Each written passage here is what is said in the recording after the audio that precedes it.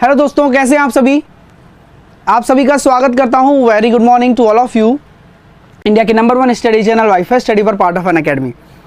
तो भैया देखो, सभी को लाइव रहना है लास्ट तक, क्योंकि अभी पढ़ लोगे ना तो हो जाएगा पूरा रिवीजन, वरना ऐसा लगने लगेगा कि बाद में देख लेता हूँ, ऐसा होगा। ठीक है, तो सभी से यही रिक्वेस्ट है, वीडियो को ज़्यादा से ज़्यादा शेयर कर दो, जिससे कि लाइव स्टूडेंट अगर सारा इसमें से अगर रिवीजन कर लिया तो शायद ही एडवांस मैथ का कोई भी क्वेश्चन गलत हो आपके पेपर में। इसमें से बाहर नहीं जाने वाला, बहुत सारी चीज़ें हम कवर करने वाले हैं, बहुत ही इंटरेस्टिंग चीज़ें हम कवर करने वाले हैं। आपने अभी तक अगर इतनी मेहनत की है तो ये जो सेशन है आपके लिए रिफ्रेशमेंट है, पूरा का पूरा रिफ्रेशमेंट है, यानी कि सब कुछ ताज़ा कर देगा। जो भी आपका पढ़ा हुआ है सब कुछ आपको ताज़ा हो जाएगा।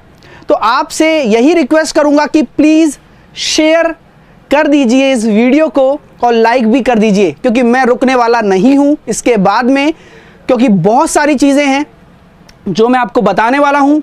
सब लोग कमेंट पर ध्यान ना देते हुए सामने फोकस करना, हर एक फॉर्मूले पर, हर एक चीज़ पर। पहले ही बोल रहा हूं, क्योंकि वीडियो स्टार्ट होने के बाद में हर एक चैप्टर आता चला जाएगा आपके सामने और आपको बहुत सारी चीज़ें नई सीखने को मिलने वाली हैं। कौन कौन से फॉर्मूले ज़रूरी हैं, कौन कौन सी चीज़ें ज़रूरी हैं, ये सब मैं आपको बताऊंगा। तो प्लीज़ नोट कर लेना, और इसकी पीडीएफ भी मैं आपको देने वाला हूं मेरे टेलीग्राम पर, ये आपको पता है। ठीक है, तो सभी मेरे प्यारे विद्यार्थी अगर जुड़ गए हों तो आप सभी का स्वागत है। तो प्लीज़ वीडियो को शेयर कर दीजिए अभी तुरंत। तो चलते हैं। पहले अगर आप कोई भी कोर्स अगर अनअकैडमी पर लेते हैं ना, तो आप साहिल 10 कोड लगा सकते हैं। बस इतना ही बताऊंगा कि आप कोई भी अगर कोर्स लें, कहीं भी लें, किसी भी कैटेगरी में लें, तो आप साहिल 10 से 10% का डिस्काउंट पा सकते हैं। ठीक है, अब स्टार्ट करते हैं अलजेब्रा से। तो ये बिल्कुल बेसिक फॉर्मूलाज हैं, आपको ये पता होने चाहिए। तो जल्दी से सब लोग सामने देखते रहिएगा। a प्लस बी का होल स्क्वायर, सर हमें पता है a square plus 2ab plus B square होता है। a माइनस बी का whole square, sir a square minus 2ab plus B square होता है, ये सबको पता है। साथ के साथ में a प्लस बी का होल क्यूब, ये बहुत ज़रूरी फॉर्मूला है। क्यों? इससे आप अलजेब्रा में X cube plus 1/x cube वाली वैल्यू निकाल सकते हो। तो a प्लस बी का होल क्यूब क्या होता है? a cube plus B cube plus 3ab a plus B. यानी कि अगर इस मोहल्ले में अगर प्लस आ गया तो कोई दिक्कत नहीं है, बिल्कुल प्लस ही प्लस चलता रहता है। अगर यहाँ माइनस आ गया तो माइनस ही माइनस चलता रहता है। ये है होल क्यूब का फॉर्मूला है। ठीक है, चलिए, तो हम ये कह सकते हैं a cube plus B cube क्या होगा, इसके लिए अलग फॉर्मूला होता है। यहां एक चीज याद रखनी है कि a plus B a square, यहां माइनस होता है बस, और 2ab नहीं होता। कहीं आपके दिमाग में अगर ये सेट हो, मैं वो गलतियां बताऊंगा जो एक हर स्टूडेंट करेगा, फॉर्मूले याद ना होंगे। तो मैं पहले यही कहूंगा कि आपको क्या करना है, a cube plus B cube है ना, तो a प्लस बी यहां माइनस आता है और 2ab नहीं आता, a भी आता है, तो ध्यान रखें। इसी प्रकार अगर a माइनस बी का a cube minus B cube है तो a minus B a square plus आएगा। यहां पर अगर माइनस है तो यहां तो माइनस रहेगा, लेकिन यहां प्लस आएगा। यहां से आप एक कॉन्सेप्ट सीख सकते हो। देखिए कॉन्सेप्ट क्या है, देखिए कॉन्सेप्ट ये होता है, याद करिएगा आप लोग, कि अगर मैं a की पावर n प्लस b की पावर n लिखता हूं, तो क्या मैं आपसे कहता हूं कि अगर n आपका ऑड है तो ये किससे डिविजिबल होता है? n अगर आपका ऑड है तो ये a प्लस बी से डिविजिबल होता है। क्यों होता है? कारण आपके सामने है। बात समझ में आ गई? अगर a की पावर n माइनस b की पावर n लिख दिया और यहां पर बोल दिया कि n आपका ऑड है, यानी कि विषम है, तो किससे डिविजिबल होगा? हमेशा किससे डिविजिबल होगा? a माइनस बी से। हैंस प्रूफ, 2 क्वेश्चन सॉल्व हो चुके हैं, ये फॉर्मूले रिवाइज हो चुके हैं। शानदार क्वेश्चन बनते हैं इन पर, हर एक चीज बताऊंगा और मजा आ जाएगा। और दिल से लाइक चाहता हूं आप लोगों से और शेयर चाहता हूं, इतना चाहता हूं बस। तो जल्दी से देख लीजिएगा आगे।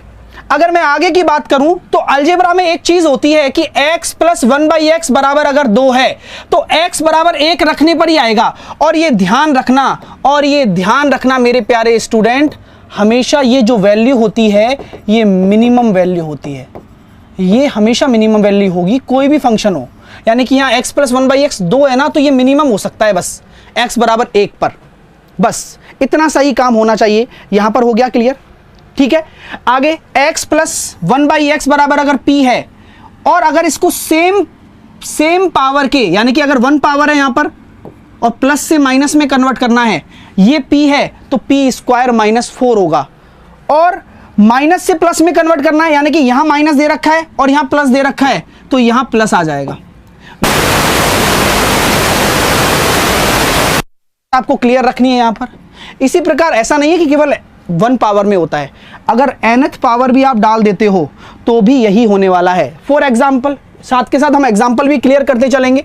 जैसे कि मैंने बोल दिया x की पावर 100987 प्लस x की पावर 100987 बराबर अगर मैंने बोल दिया आपके सामने 5 है, तो मुझे बताइए 100987 माइनस x की पावर 100987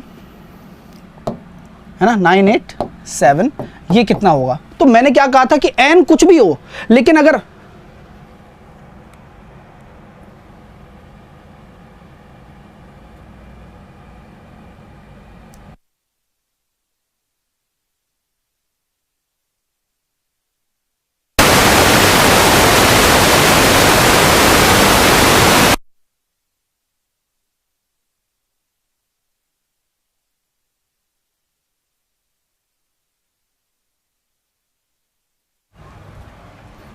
हेलो, अब ओके है क्या?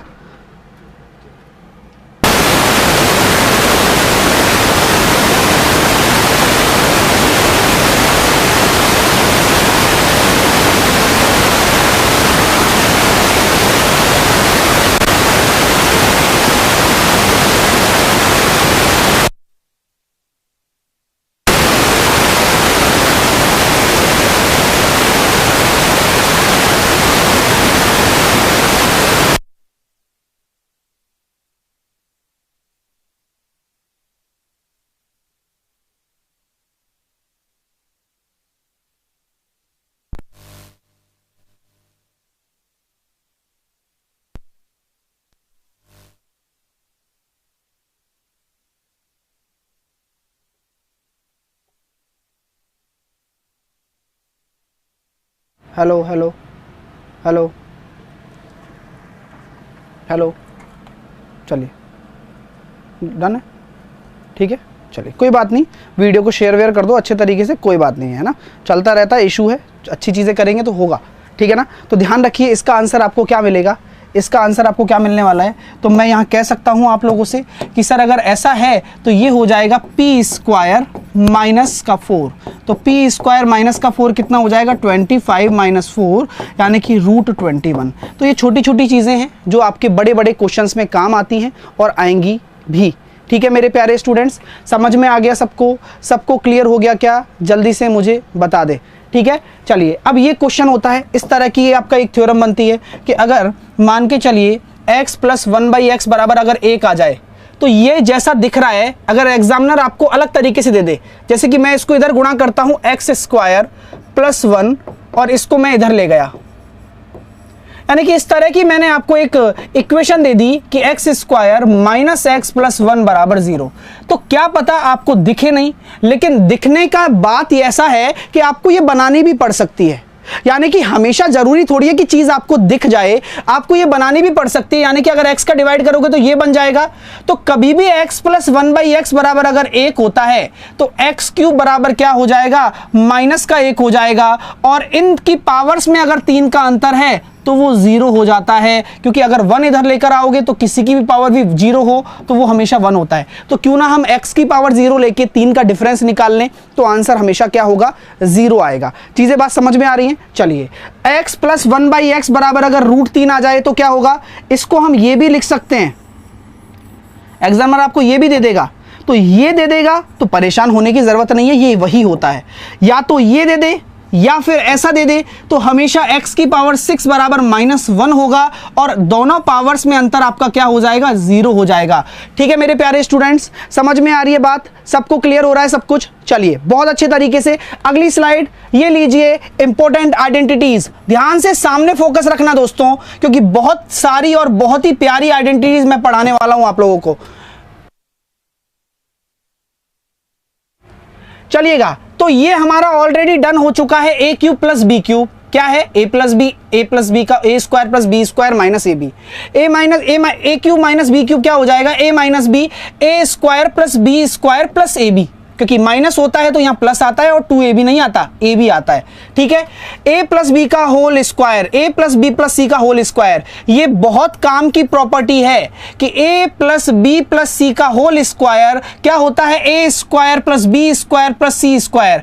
एग्जाम में आपको ये गिवन होगा, पूरा का पूरा ये गिवन होगा, a प्लस बी प्लस सी आपको गिवन होगा, और आपको क्या निकालना होगा? ए बी बी सी सी ए निकालना होगा। तो कैसे निकालेंगे?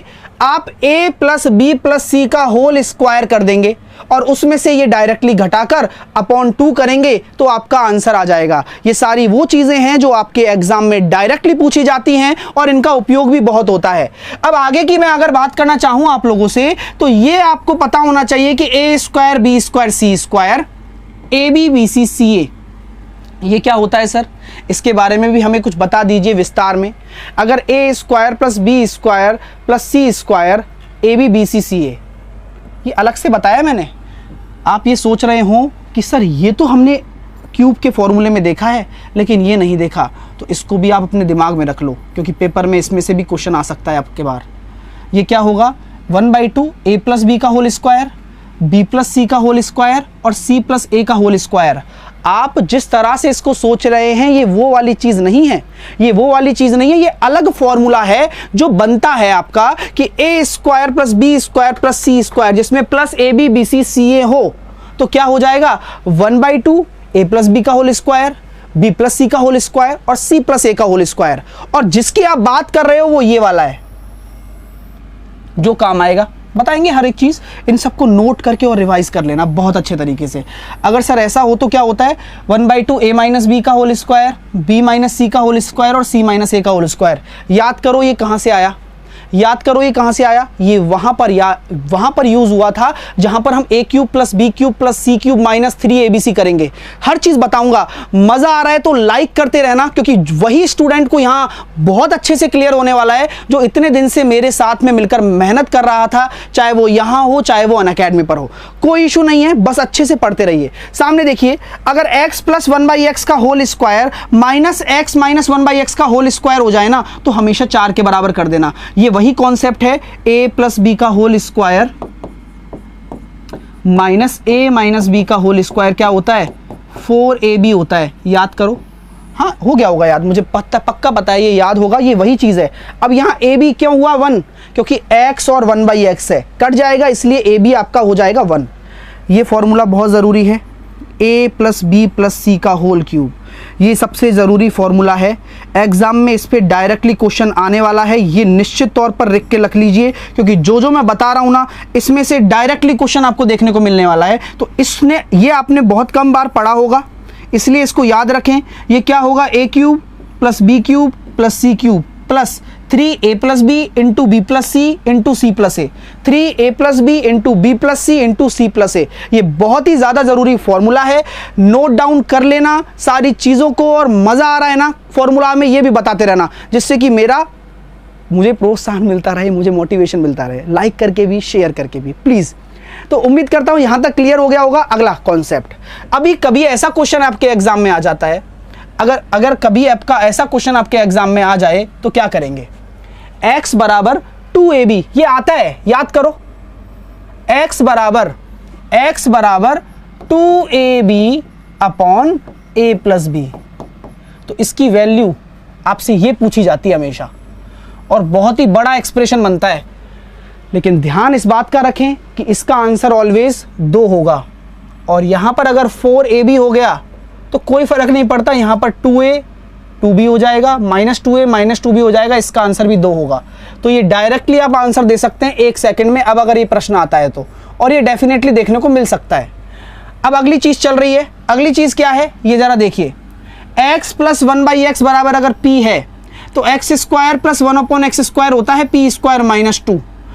प्लस वाले में हमेशा माइनस प्लस चलता है। इसी तरीके से अगर क्यूब वाली बात करूंगा तो p क्यूब माइनस 3p। तो यहां पर हम ये कह सकते हैं कि अगर कोई भी ऐसा एक्सप्रेशन है तो वो हमेशा p का मल्टीपल होगा, ये ध्यान रखना, क्योंकि अगर मैं p कॉमन ले लेता हूं तो p का मल्टीपल हो जाएगा। p आपको समझ में आ ही गया होगा क्या है।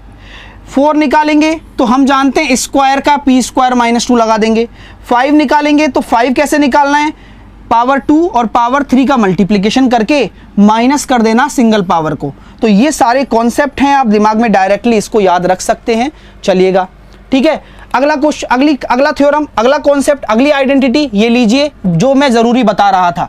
ये देखिएगा, A cube plus B cube plus C cube minus 3abc बराबर किसके होगा, a plus B plus C, A square plus B square plus C square minus A B B C C A. याद आया? अगर यहां प्लस होता तो मेरे डियर स्टूडेंट जल्दी से बता दो यार, क्योंकि मैं अभी जस्ट आपको ये चीज क्लियर करना चाहता हूं, क्योंकि एग्जाम में ये प्रश्न आएगा और निश्चित तौर पर आएगा। अगर यहां प्लस होता तो मैं इसको कैसे निकालता? अभी बताया था ना फॉर्मूला कि सर आपने जो बताया था वो हमें समझ में आ गया। 1/2 ए क्या होता है, a प्लस बी का whole square plus b plus C का whole square plus c plus a का होल स्क्वायर। बात याद आ रही है? ये प्लस होता तो, लेकिन यहाँ माइनस है तो माइनस वाला यूज करूंगा। यहां से लिया है मैंने, यहां देख सकते हैं आप, यहां से लिया है मैंने ये कॉन्सेप्ट। तो प्लस वाला याद हो गया होगा, माइनस वाला मैंने आपको बता ही रखा है पहले से ही, आप जानते हैं। ये कब यूज होता है? जब आपकी वैल्यू बड़ी बड़ी आ जाए, जैसे कि a 998 आ गया, b आपका 997 आ गया, c आपका 996 आ गया। तो ऐसे कंसेप्ट के लिए ये वाला फॉर्मूला बहुत उपयोगी साबित होता है, वरना आप इनकी वैल्यू निकाल ही नहीं सकते हो ना। चलिए, अब हम ये कह सकते हैं, ये भी एक बहुत ज़रूरी चीज़ है, इसको भी आप याद रखें कि कभी कभार ABC दे रखा होता है तो आपको ये फॉर्मूला भी याद रखना है। ये नया है, आपने नहीं सीखा होगा अभी तक, आपको मिल जाएगा, ठीक है। चलिए, तो अब आगे की बात करते हैं। a cube plus B cube plus C cube minus 3abc आपका अगर 0 के बराबर है, a cube plus B cube plus C cube minus 3abc अगर आपका 0 के बराबर है, तो ये तभी हो सकता है या तो आपका क्या हो, या तो आपका ABC 0 हो। अगर ये 0 हो गया तो ये पूरा फंक्शन 0 हो जाएगा, इधर की साइड वाला हो जाएगा ना। और अगर a बराबर b बराबर c हो गया तब भी ये 0 हो जाएगा। तो कल को क्वेश्चन ऐसा आ सकता है, कल को क्वेश्चन कैसा आ सकता है, जैसे कि मान के चलो 2x माइनस 1 का होल क्यूब, इस तरह से कुछ 3 एक्सप्रेशन दे दिया आपको YZ में, और बोल दिया कि आपको इसकी वैल्यू निकालनी है माइनस 3xyz की।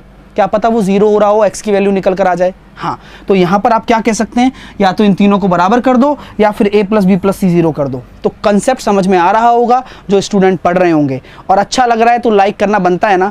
तो प्लीज़, ये आपके लिए पूरी मेहनत की गई है, सही बता रहा हूँ, बहुत अच्छे से सारे नोट्स बनाए गए हैं आपके लिए, और मज़ा आएगा। अभी तो शुरुआत है, लेकिन पूरा देखना, क्योंकि छोड़ के मत जाना। छोड़ के चले जाओगे ना फिर रिवीजन रुक जाएगा, आपका ही रुक जाएगा, ठीक है। तो प्लीज शेयर कर दीजिए, लाइक कर दीजिए वीडियो को, मैं इतना चाहता हूं आपसे। कर सकते हो इतना? तो चलिए आगे चलते हैं। आगे देखिएगा कि क्वेश्चन कैसा बनता है। सर ये बताओ, अगर a प्लस बी का होल स्क्वायर आ जाए तो a square plus 2ab plus B square होता है, a माइनस बी का होल स्क्वायर आ जाए तो a square minus 2ab plus B square होता है। अगर मैं इन दोनों क्वेश्चन बनाने के लिए एग्जामिनर क्या करता है, इन दोनों को ऐड कर दिया मैंने, ऐड कर दूंगा तो a स्क्वायर बी स्क्वायर नीचे आ जाएगा, तो इसका आंसर हमेशा 2 आएगा, ध्यान रखना। अब एग्जामिनर क्या कर सकता है, इसको उल्टा भी कर सकता है, तो 1/2 आंसर हो जाएगा। एग्जामिनर क्या कर सकता है, अलग अलग तरीके के क्वेश्चन बना सकता है। जैसे कि अगर मैं एक क्वेश्चन आपके सामने लिखने की कोशिश करूं, यहां पर मैंने ऐड किया था, देखिए मैंने लिख दिया 197 प्लस 73 का होल स्क्वायर प्लस 197 माइनस 73 का होल स्क्वायर अपॉन 197 का होल स्क्वायर प्लस 73 का होल स्क्वायर 6 टाइम्स। तो आंसर बता दीजिए क्या आंसर होगा। तो जो काम की चीज़ है ना वो काम में लेनी है, जो काम की चीज़ नहीं है उसको वहीं रहने देना है, ठीक है। बात समझ में आ रही है? तो जैसे कि मैं अगर आपसे कह सकता हूं, सर अभी आपने बताया था कि अगर ऐसा होता है ना तो ये वाला हिस्सा क्या बन जाता है, ये वाला हिस्सा 2 हो जाता है, तो आंसर कितना आ जाएगा 2/6। अब यहां वही कुछ भी दे दे, हमें क्या लेना देना, 6 दे दे, 10 दे दे, 50 दे दे, 100 दे दे। एग्जामिनर क्वेश्चन का मॉडल चेंज कर सकता है, वैल्यू साथ में मल्टीप्लिकेशन में कुछ भी लगा सकता है, इसके साथ में कोई एक्सप्रेशन भी लगा सकता है, लेकिन वो आंसर थोड़ी ना चेंज कर सकता है कभी भी। तो अभी भी जो स्टूडेंट आंसर दे रहे हैं 2-2, वो गलत हो गए ना, क्योंकि यहां मैंने 6 अपने आप से लगा दिया। तो एग्जामिनर अपने आप से कर सकता है ये काम, तो आपको छोटी चीज छोटी याद रखनी है, लेकिन सतर्कता भी बरतनी है कि क्या पता कुछ मल्टीपल में दे दे, क्या पता कुछ ऐसा दे दे। ठीक है भाइयों, चलिए आगे। अगर मैंने इन दोनों को घटा दिया, a प्लस बी के whole square minus a minus B के होल स्क्वायर को मैंने घटा दिया और नीचे a भी आता है, तो हमेशा आंसर 4 आता है। लेकिन क्या ये हमेशा वाला याद रखना है? नहीं, हल्का सा दिमाग में रखना है, क्योंकि कल को मान के चलो क्वेश्चन वही तरीके से आ गया 1097 प्लस 189 का होल स्क्वायर माइनस 1097 माइनस 189 का होल स्क्वायर अपॉन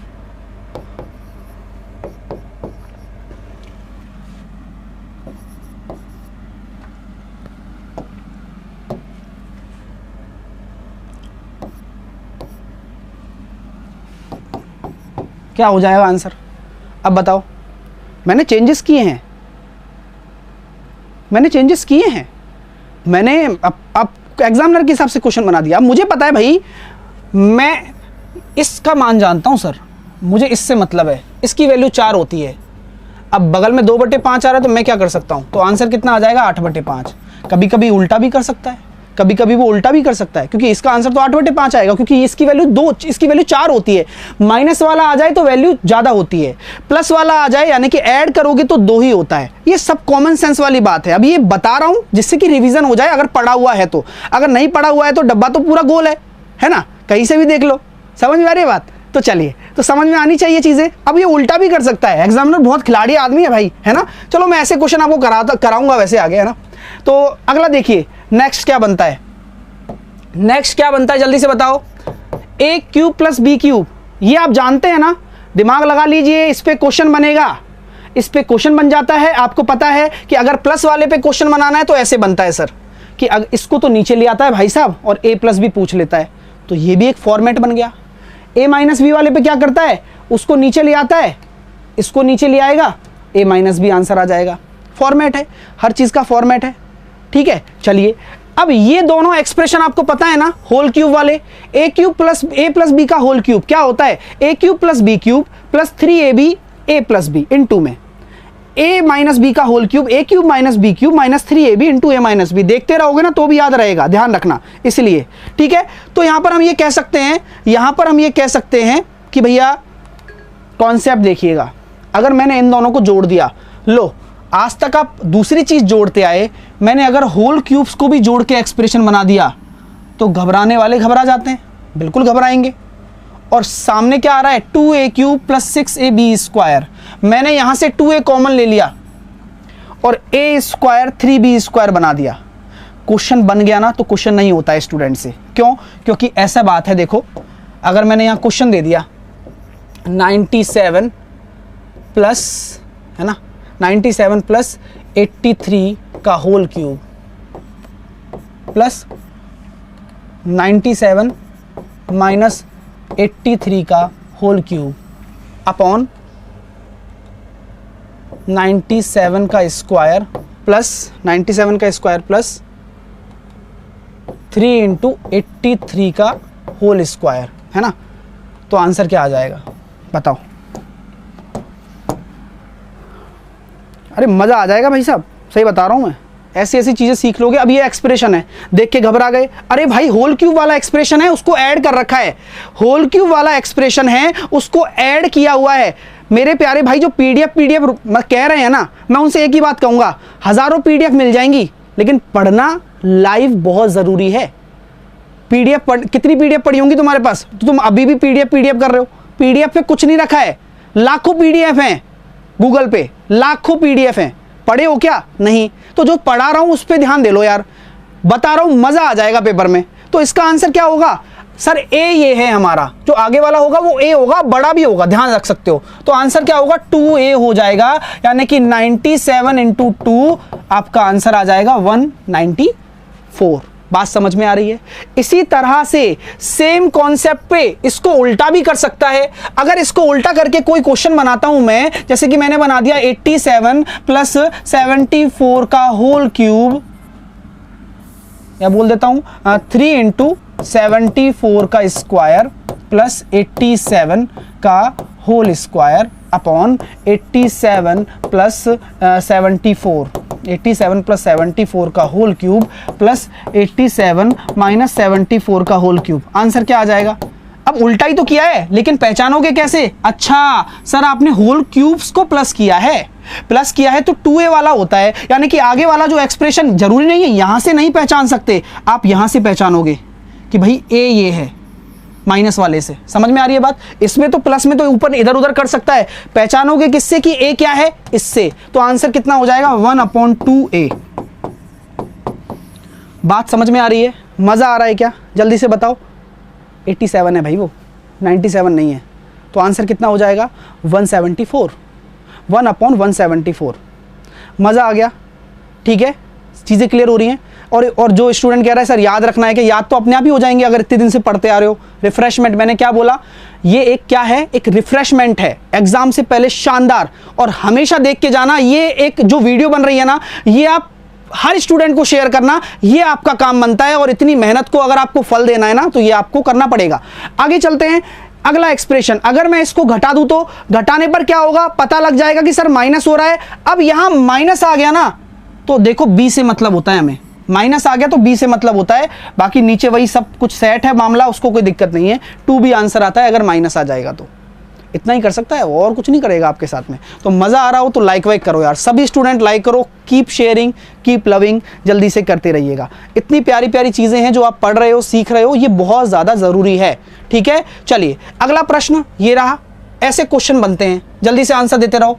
पहले क्वेश्चन का आंसर दो जल्दी से, कम ऑन, पहले क्वेश्चन का आंसर दीजिए।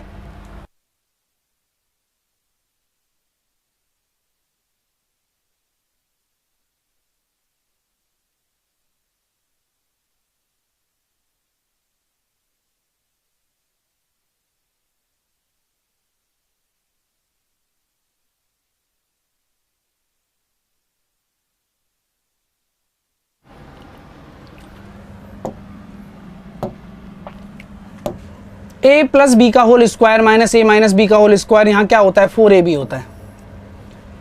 माइनस है तो ज़्यादा वाला, माइनस है तो ज़्यादा वाला। ए स्क्वायर प्लस बी स्क्वायर, अच्छा उल्टा हो गया ये तो, प्लस वाला आ गया, यानी कि 2 आता अगर ये ऊपर होता, तो आंसर कितना आ जाएगा? 1/2। ठीक है, अगला करो।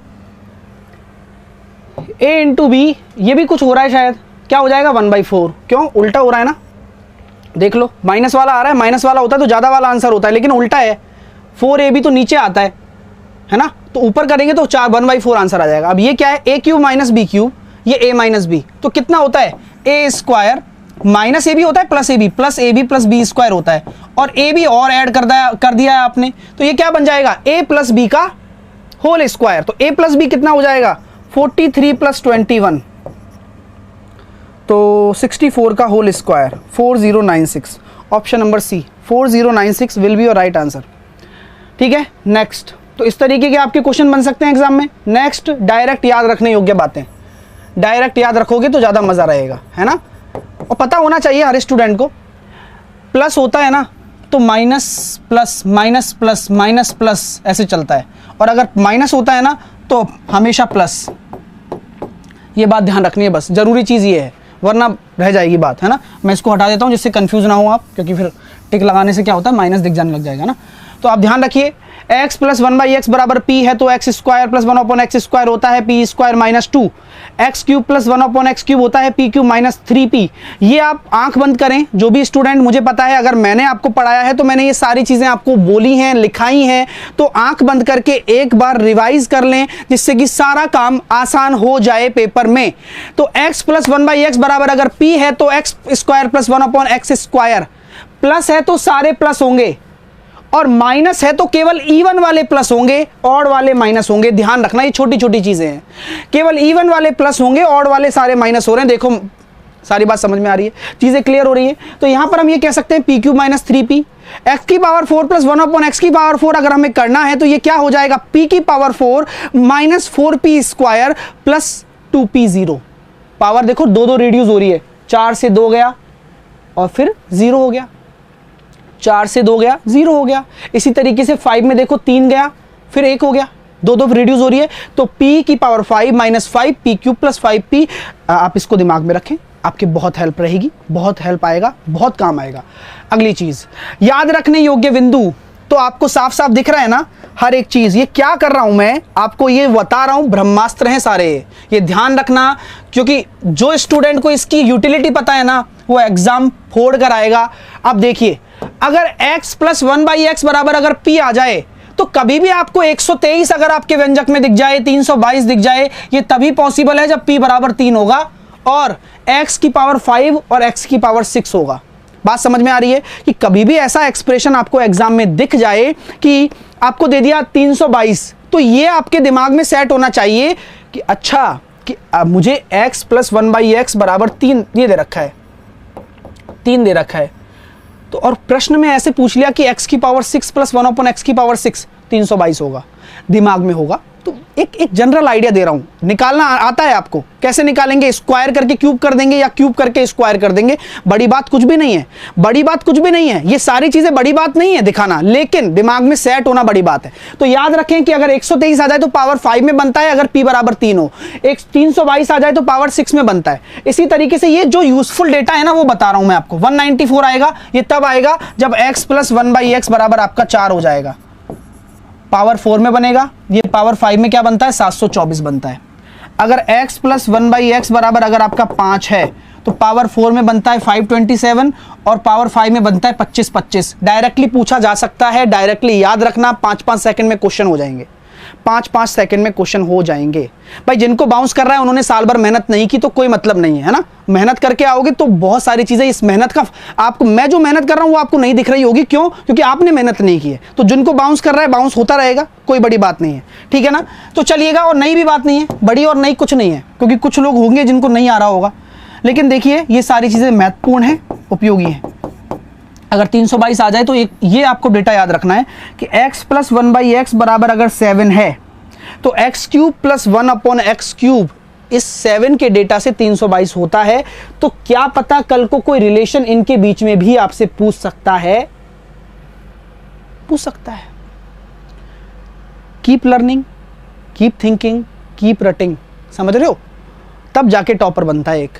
हाँ, हर एक टॉपर में क्वालिटीज होती हैं कि उसको समझ में आता है सब चीज, उसको सारी प्रैक्टिस आती है, वो रटता भी बहुत है, ठीक है। चलिए अगला, अगर माइनस में क्या क्या याद करना है सर, माइनस के डेटा भी बता दीजिए। अगर x माइनस 1/x बराबर अगर p है तो p बराबर 2 रखने पर 198 आता है, कब, जब x की पावर 6 प्लस 1/x की पावर 6 हो।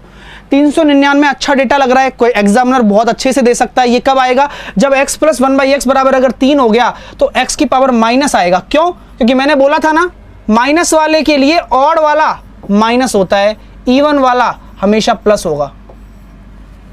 सेम चीज है, p बराबर 4 के लिए 322, p बराबर 5 रखोगे और पावर 4 के लिए 727, 3785, p बराबर 5 के लिए।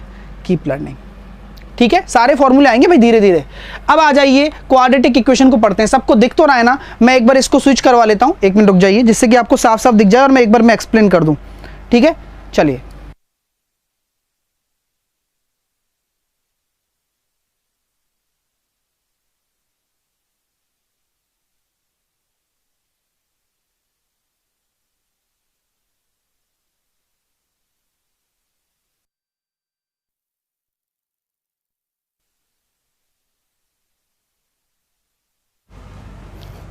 चलिए, सबको वॉइस आ रही है, सबको दिख रहा है साफ साफ, हाँ चलिएगा, सबको वॉइस आ रही है, सबको दिख रहा है, जल्दी से मुझे कमेंट करके बताइएगा दोस्तों, हाँ जल्दी से मुझे कमेंट करके बताइए, है ना, दिख रहा है ना, हाँ देखिएगा दिख रहा है। चलिए तो अब एक एक चीज़ को रिवाइज कर लेते हैं, दिख रहा है ना अच्छे से, हाँ एक एक चीज़ को अब रिवाइज कर लेते हैं, हाँ एक एक चीज को रिवाइज कर लेते हैं। देखिएगा, अगर क्वाड्रेटिक इक्वेशन की बात मैं करता हूं आप लोगों से, तो क्वाड्रेटिक इक्वेशन क्या होती है, ये एक्सप्रेशन होता है ax square plus bx plus c बराबर 0। इसके रूट क्या होते हैं, हम अल्फा बीटा मानते हैं। अगर मैं रूटों का, अगर मूलों का सम की बात करूं, यानी कि मूलों का योग क्या होता है, माइनस b/a, यानी कि माइनस x का कॉफिशिएंट अपॉन x स्क्वायर का कॉफिशिएंट। मूलों के प्रोडक्ट की बात करूं, यानी कि मूलों का गुणनफल, वो क्या होता है, c/a होता है। और अगर आप अल्फा बीटा निकालना चाहते हैं तो आप डिस्क्रिमिनेंट यानी कि श्रीधर आचार्य से निकाल सकते हैं, जो कि -b plus minus √b² - 4ac से पता लगता है आप लोगों को, ठीक है ना। चलिए, तो b² - 4ac से आपको पता लगता है। अब ये जो चीज है ना, यही चीज आपकी क्या डिसाइड करती है? नेचर डिसाइड करती है। क्या करती है? नेचर डिसाइड करती है, प्रकृति डिसाइड करती है कि आपके जो रूट होंगे वो किस प्रकृति के होंगे। तो मेरे प्यारे दोस्तों, मैंने इसको यहां पर डिस्क्रिमिनेंट बोला है b² - 4ac। अगर डिस्क्रिमिनेंट आपका लेस देन 0 है तो आपके जो रूट्स होंगे वो क्या होंगे? सम्मिश्र होंगे, क्योंकि नेगेटिव हो जाएगा। अगर नेगेटिव हो जाएगा तो ये जो रूट है इमेजिनरी हो जाएंगे। अगर आपका जो d है वो 0 है तो वो आपके जो रूट होंगे वो रियल होंगे और इक्वल होंगे। ये पॉइंट है, लिख लेना, वास्तविक होंगे और समान होंगे। अगर आपका ग्रेटर देन 0 है और परफेक्ट स्क्वायर है, ग्रेटर देन 0 है और परफेक्ट स्क्वायर है, तो आपके रूट रैशनल होंगे और अनरियल होंगे। क्वेश्चन आएगा, निश्चित तौर पर आएगा। अगर ग्रेटर देन 0 है लेकिन नॉन परफेक्ट है तो आपके इरेशनल रूट होंगे और अनइक्वल होंगे। ये बहुत प्यारी चीज मैंने आपको क्लियर कर दी है। उम्मीद कर रहा हूं मजा आ रहा होगा। अगर मेहनत पसंद आ रही है तो भैया लाइक बनता है दोस्तों, क्योंकि ऐसी चीजें अभी इतनी प्यारी प्यारी आने वाली है ना कि आपको मजा आ जाएगा पढ़ के। चलिए, आगे की अगर मैं बात करूं आपके सामने, आगे की अगर मैं बात करना चाहूं आपके सामने, इफ c बराबर अगर आपका a है, इफ c बराबर आपका a है, then root of reciprocal of each other, ठीक है। इफ b बराबर आपका 0 है, then root are equal in magnitude but opposite in sign, ठीक है। आगे अगर मैं बात करूं आप लोगों से, provided a b c are rational, तो अगर एक रूट आपका p प्लस आई क्यू है ना, आयोटा क्यू है, तो p माइनस आयोटा क्यू हो जाएगा एक रूट। और एक रूट आपका p प्लस रूट क्यू है तो एक रूट आपका हमेशा p माइनस रूट क्यू हो जाएगा, जो कि कॉन्जुगेट बनता है, ठीक है। मेरे प्यारे स्टूडेंट, सबको समझ में आ रहा है? सबको समझ में आ रहा है? चीज़ें क्लियर हो रही हैं आपको? सारी चीज़ें क्लियर हो रही हैं क्या? चलिए, बहुत अच्छी बात है, सारी चीज़ें क्लियर हो रही है ना। और आवाज़ सब आ रही है ना? मैंने स्विच कर रखा है ना। चलिए, अब क्यूबिक इक्वेशन आ जाए। अगर क्यूबिक इक्वेशन आपकी अगर आ गई, तो क्यूबिक इक्वेशन अगर आ जाती है तो क्या मैं ये कह सकता हूँ a cube ax³ plus bx² cx plus d, sum of root क्या होगा? -b/a। Sum of product of roots taken 2 at a time, वो हो जाएगा c/a। क्या हो जाएगा आपका? c/a हो जाएगा, ठीक है। प्रोडक्ट ऑफ रूट कितना हो जाएगा? -d/a हो जाएगा। प्रोडक्ट ऑफ रूट कितना हो जाएगा? -d/a हो जाएगा। क्लियर है? इसी प्रकार अगर बाई क्वाड्रेटिक इक्वेशन आ गई, यानी कि पावर 4 में आ गया मामला, तो ये सारी चीज़ें आपको दिमाग में रखनी है, जिससे कि आप सारी चीज़ें दिमाग में रख पाएँ, हर चीज़ क्लियर कर पाए। अब मैं आगे चलता हूँ। हाँ, आगे चलता हूँ। मैंने पूरा का पूरा क्वाड्रेटिक रिवाइज करवा दिया है। अब पढ़ते हैं लाइंस के बारे में, ठीक है। चलिए, अब लाइंस के बारे में पढ़ते हैं। चलिएगा, अब मैं आपको दिखने वाला हूं, है ना। चलिए, अब लाइंस के बारे में पढ़ाई करते हैं। अगर मैं ये कह सकता हूं कि मेरे पास एक सिस्टम है, मेरे पास क्या है? एक सिस्टम है लाइंस का, जिसको मैंने क्या रिप्रेजेंट किया है? a1x plus b1y plus c बराबर 0। दूसरा मैंने क्या रिप्रेजेंट किया है? a2x plus b2y plus c2 बराबर 0। a2x plus c2y plus b2 बराबर 0, ठीक है। तो यहाँ ध्यान रखना कि अगर दोनों लाइनें एक दूसरे को काट रही हैं तो केवल एक अगर इंटरसेक्शन पॉइंट है तो वो क्या होगा? यूनिक सॉल्यूशन होगा, यानी कि उन दोनों रेखाओं के जो सॉल्यूशन होंगे वो अद्वितीय हल होंगे, यानी कि एक ही आपका क्या होने वाला है? एक ही आपका क्या होने वाला है? आपका एक ही इंटरसेक्शन पॉइंट होने वाला है। क्या होने वाला है माय डियर स्टूडेंट्स? एक ही आपका इंटरसेक्शन पॉइंट होने वाला है इसमें, ठीक है। एक ही इंटरसेक्शन पॉइंट होगा, एक ही प्रतिच्छेदन बिंदु होगा। अगर a1/a2 बराबर b1/b2 बराबर c1/c2 है, तो मैं ये कह सकता हूँ आप लोगों से कि सिस्टम जो होगा वो कंसिस्टेंट सिस्टम होगा और इनफाइनाइट सॉल्यूशन उसके होने वाले हैं। क्या होने वाले हैं? इनफाइनाइट सॉल्यूशन उसके होने वाले हैं, क्योंकि आपस में एक दूसरे पर कोइंसाइड कर जाएंगी lines will coincide to each other. और अगर A1 अपॉन A2 बराबर B1 upon B2 not equal to C1 upon C2 हो जाए तो आपके जो लाइंस होंगी वो पैरेलल होंगी, यानी कि कोई भी कभी भी नहीं मिलेंगी। अगर नहीं मिलती हैं तो नो सॉल्यूशन वाली कंडीशन बन जाती है। मज़ा आ रहा है क्या यार?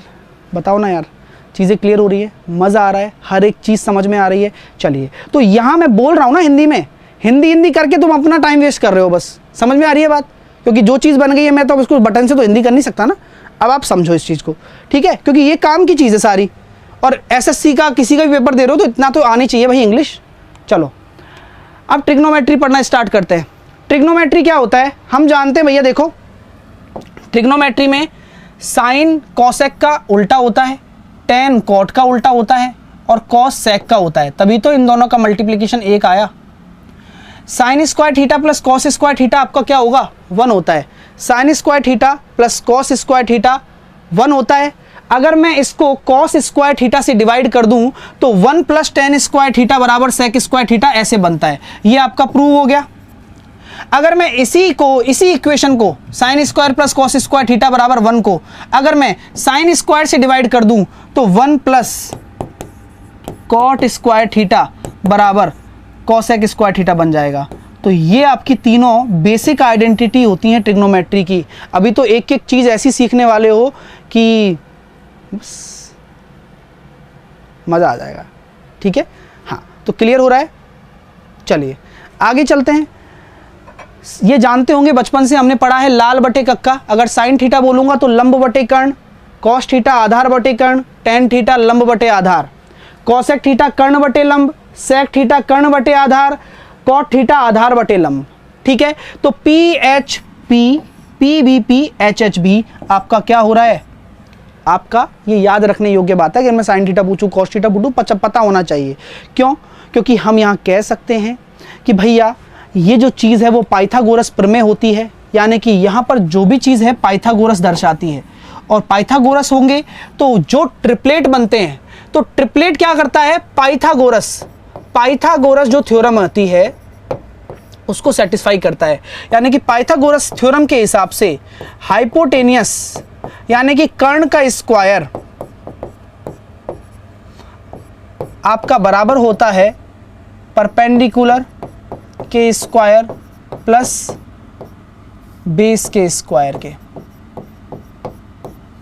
यानी कि कर्ण का स्क्वायर बराबर होता है लंब का स्क्वायर प्लस आधार का स्क्वायर। तो आप यहाँ देख सकते हैं कि ये हमेशा राइट एंगल ट्रायंगल में बनेगा। You can calculate easily theta बाया पाइथागोरस, क्योंकि ये आपका बेस है, ये आपका क्या है? लंब है। इसको परपेंडिकुलर भी बोल सकते हैं, हाइट भी बोल सकते हैं, और ये आपका कर्ण है, हाइपोटेनियस है। बात समझ में आ गई? क्लियर हो गई? सबको समझ में आ रहा है?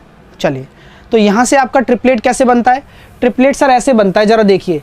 अगर यहाँ पर आपका जो n है अगर ऑड नंबर है, अगर n आपका ऑड नंबर है तो यहाँ पर मैं कह सकता हूँ कि आपका 9 ले लिया मैंने, 9 2 से डिवाइड नहीं होता ना, तो आप स्क्वायर करके -1 करके 2 से डिवाइड करोगे। यानी कि n स्क्वायर -1, 81 में से 1 गए तो 80/2 40, तो 9 40, और n स्क्वायर +1 करके 2 डिवाइड करोगे तो 41। तो ऐसे आपका ट्रिपलेट बनेगा। अब आप लोग मुझे बताइए 7 का ट्रिपलेट क्या हो जाएगा? जल्दी से करके बताओ। तो 7 का ट्रिपलेट बटे 2 नहीं होता, डायरेक्टली 2 से डिवाइड नहीं होता, स्क्वायर करूंगा। यानी कि 7 7 49, 49 में से 1 जाएंगे 48/2 24, और 50/2 25। 7 24 25 आपका ये हो जाएगा आंसर। क्या हो जाएगा? 7 24 25 आपका राइट आंसर हो जाएगा मेरे प्यारे स्टूडेंट। ठीक है, क्लियर हो गया? सबको सारी चीज़ें क्लियर हैं? चलिए, बहुत अच्छी तरीके से लाइक कर रहे हो ना? कर दो यार, शेयर भी कर दो, उम्मीद कर सकता हूँ कर दो, अच्छा लगेगा मुझे, ठीक है ना? चलिए आगे चलते हैं। अगर इवन आ जाए तो क्या करेंगे सर? इवन आ जाएंगे तो देखो आपके सामने इवन आ जाएंगे तो 2 से डिवाइड हो जाता है ना ये, तो आप 2 से डिवाइड करोगे फिर स्क्वायर में से -1। यानी कि अगर आपने 6 ले लिया, 6, तो 6 को क्या करोगे? 2 से डिवाइड। 3 आया, 3 का स्क्वायर -1 8, 3 का स्क्वायर +1 10। इसी तरीके से आप 8 का निकाल सकते हो। 8 का कैसे निकलेगा? 8 में 4 2 का डिवाइड करोगे पहले, तो 4 का स्क्वायर -1 और 4 का स्क्वायर +1, तो कितना बन गया? 8 15 और 17। तो ये ट्रिपलेट याद रखना है। ट्रिपलेट कौन कौन से उपयोगी हैं? वो मैं बताऊंगा। लेकिन उससे पहले आप ध्यान रखिएगा कि अगर आपको जो टेबल है ना, टेबल 30 डिग्री, 0 डिग्री, ये आपको वैल्यू पता होना चाहिए। 0 डिग्री का मान, 30 डिग्री का मान, 45 डिग्री का मान, 60 डिग्री का मान, 90 डिग्री की वैल्यू, ये सारी चीज़ें आपको पता होनी चाहिए, है ना। ये आपको खुद को याद रखना है। उसके बाद की बात मैं बताता हूँ कि अगर 90 और 270 आ जाए ना, तो साइन कॉस में, कॉस साइन में कन्वर्ट हो जाता है, कॉट टेन में, टेन कॉट में, सेक कॉसेक में, कॉसेक सेक में कन्वर्ट हो जाता है अगर 90 डिग्री और 270 आ जाए। अगर 0, 180 और 360 आ जाए ना, तो साइन साइन ही रहेगा, यानी कि सब सेम रहेंगे, चेंज नहीं होंगे। ठीक है, ये 4 क्वाड्रेंट वाली बात होती है। इस पहले क्वाड्रेंट में सभी एंगल्स पॉजिटिव होते हैं, यानी कि साइन थीटा, कॉस थीटा, सारे के सारे ट्रिग्नोमेट्री रेशो है ना, वो पॉजिटिव होते हैं। यहाँ केवल साइन और कॉसेक, यहाँ टेन और कॉट, और यहाँ सेक और कॉस पॉजिटिव होता है। यानी कि अगर मैं माइनस थीटा की बात करूं तो केवल सेक माइनस थीटा और कॉस माइनस थीटा ही क्या निकल के आते हैं, प्लस निकल कर आते हैं, क्योंकि ये क्या होते हैं, माइनस में ही एग्जिस्ट करते हैं। ठीक है, तो यहां पर हम ये कह सकते हैं कि साइन 90 प्लस थीटा होता है आपका क्या, कॉस थीटा। अब आपको मैं एक चीज़ बताता हूं, यहाँ से एक चीज़ क्लियर करता हूं, जो मैंने यहाँ लिखी हुई है, आपको अगर समझ में नहीं आ रही हो तो मैं दोबारा क्लियर करता हूँ। हाँ, तो मैं दोबारा क्लियर करता हूँ। देखो वो क्या चीज़ है, sine 90 minus theta, sine 90 minus theta क्या हो जाएगा, पहले क्वाड्रेंट में आ रहा है, साइन भी पॉजिटिव, सब पॉजिटिव, लेकिन साइन 90 आ रहा है ना, तो कॉस में बदलेगा, तो कॉस थीटा हो जाएगा। क्या लात वात पड़ेगी क्या, कोई लात पड़ने वाली है क्या, नहीं पड़ने वाली है, कोई लात नहीं पड़ेगी, कोई दिक्कत वाली बात नहीं है, कोई लात नहीं, कोई बात नहीं। यानी कि साइन आपका जो 90 माइनस थीटा है वो क्या हो जाएगा, कॉस थीटा हो जाएगा, सिंपली हो जाएगा। ठीक है, अगर मैं आपसे बात कर देता हूं sine 90 plus theta, 90 plus theta कितना हो जाएगा, कौन से क्वाड्रेंट में आ रहा है, पहले में आ रहा है। साइन लगा हुआ है बाहर, साइन ने गेट खुलवाया कि भाई गेट खोलो, साइन है, बोले ठीक है साइन है ना, तो साइन की फोटो देखी, हाँ भाई साइन है, लेकिन sine 90 minus theta cos theta में कन्वर्ट हो जाता है। लेकिन साइन अगर एंट्री ले रहा है इस वाले क्वाड्रेंट में, तो उसको एंट्री मिल जाएगी और प्लस में मिल जाएगी, कोई लात नहीं पड़ेगी। बात समझ में आ रही है। लेकिन क्या होता है, सोचता है कि भाई एक बार तो मेरे को साइन ने एंट्री करा दी, क्या पता मुझे गार्ड पहचान गया हो, मैं जाने की कोशिश करता हूं 90 प्लस थीटा में, कॉस जाने की कोशिश करता है 90 प्लस थीटा में। अचानक से क्या होता है, रुक, फ्लैट नंबर बता दिया, बता होता है ना भाई, पूरा होमवर्क करके आया होता है ये भी। लेकिन उसके बाद क्या होता है इसके साथ, बोले साइड में ले इसको, फिर इस पर माइनस लग जाता है। ठीक है, क्यों, माइनस कॉस नहीं, माइनस साइन, क्योंकि 90 है ना भाई। तो हर एक चीज़ को क्लियर करो, कोई किसी की सेम अगर शक्ल वाला उसके क्वाड्रेंट में जा रहा है तो कोई दिक्कत नहीं है, लेकिन अगर कोई दूसरा घुसेगा तो कैसे एंट्री कर देंगे भाई। चलो, तो यहाँ पर ये बात समझ में आ गई। अब देखिएगा, साइन ए बराबर कॉस बी हमेशा होता है, हमेशा होगा, ये तभी होगा जब ए प्लस बी 90 डिग्री हो। टेन ए बराबर आपका कॉट भी होगा, ये भी तभी होगा जब ए प्लस बी 90 डिग्री हो। कॉसेक बराबर सेक होता है, ये तभी होगा जब ए प्लस बी 90 डिग्री हो। अब ए प्लस बी 90 डिग्री होता है तो sine square A plus sine square B भी आपका 1 होता है, cos square A plus cos square B भी आपका 1 होता है, tan A into tan B भी आपका 1 होता है, cot A into cot B भी आपका 1 होता है। तो ये आपको इंपॉर्टेंट चीज़ें हैं, याद रखनी है। उम्मीद कर रहा हूँ मज़ा आ रहा होगा, जिसने पढ़ रखा है उसकी रिवाइज हो रहा होगा बढ़िया तरीके से। ये मैं चाहता हूँ आप लोग ये सब चीज़ें बताएं, जिससे कि मुझे भी पता लगे कि क्या आप अच्छे से सीख पा रहे हो। अभी तो बहुत कुछ बाकी है। ठीक है, चलिएगा अगला।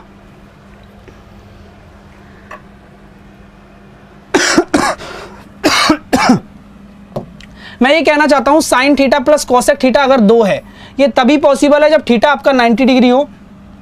तो साइन की पावर n या कॉसेक की पावर कुछ भी हो, ये हमेशा 2 ही रहने वाले हैं।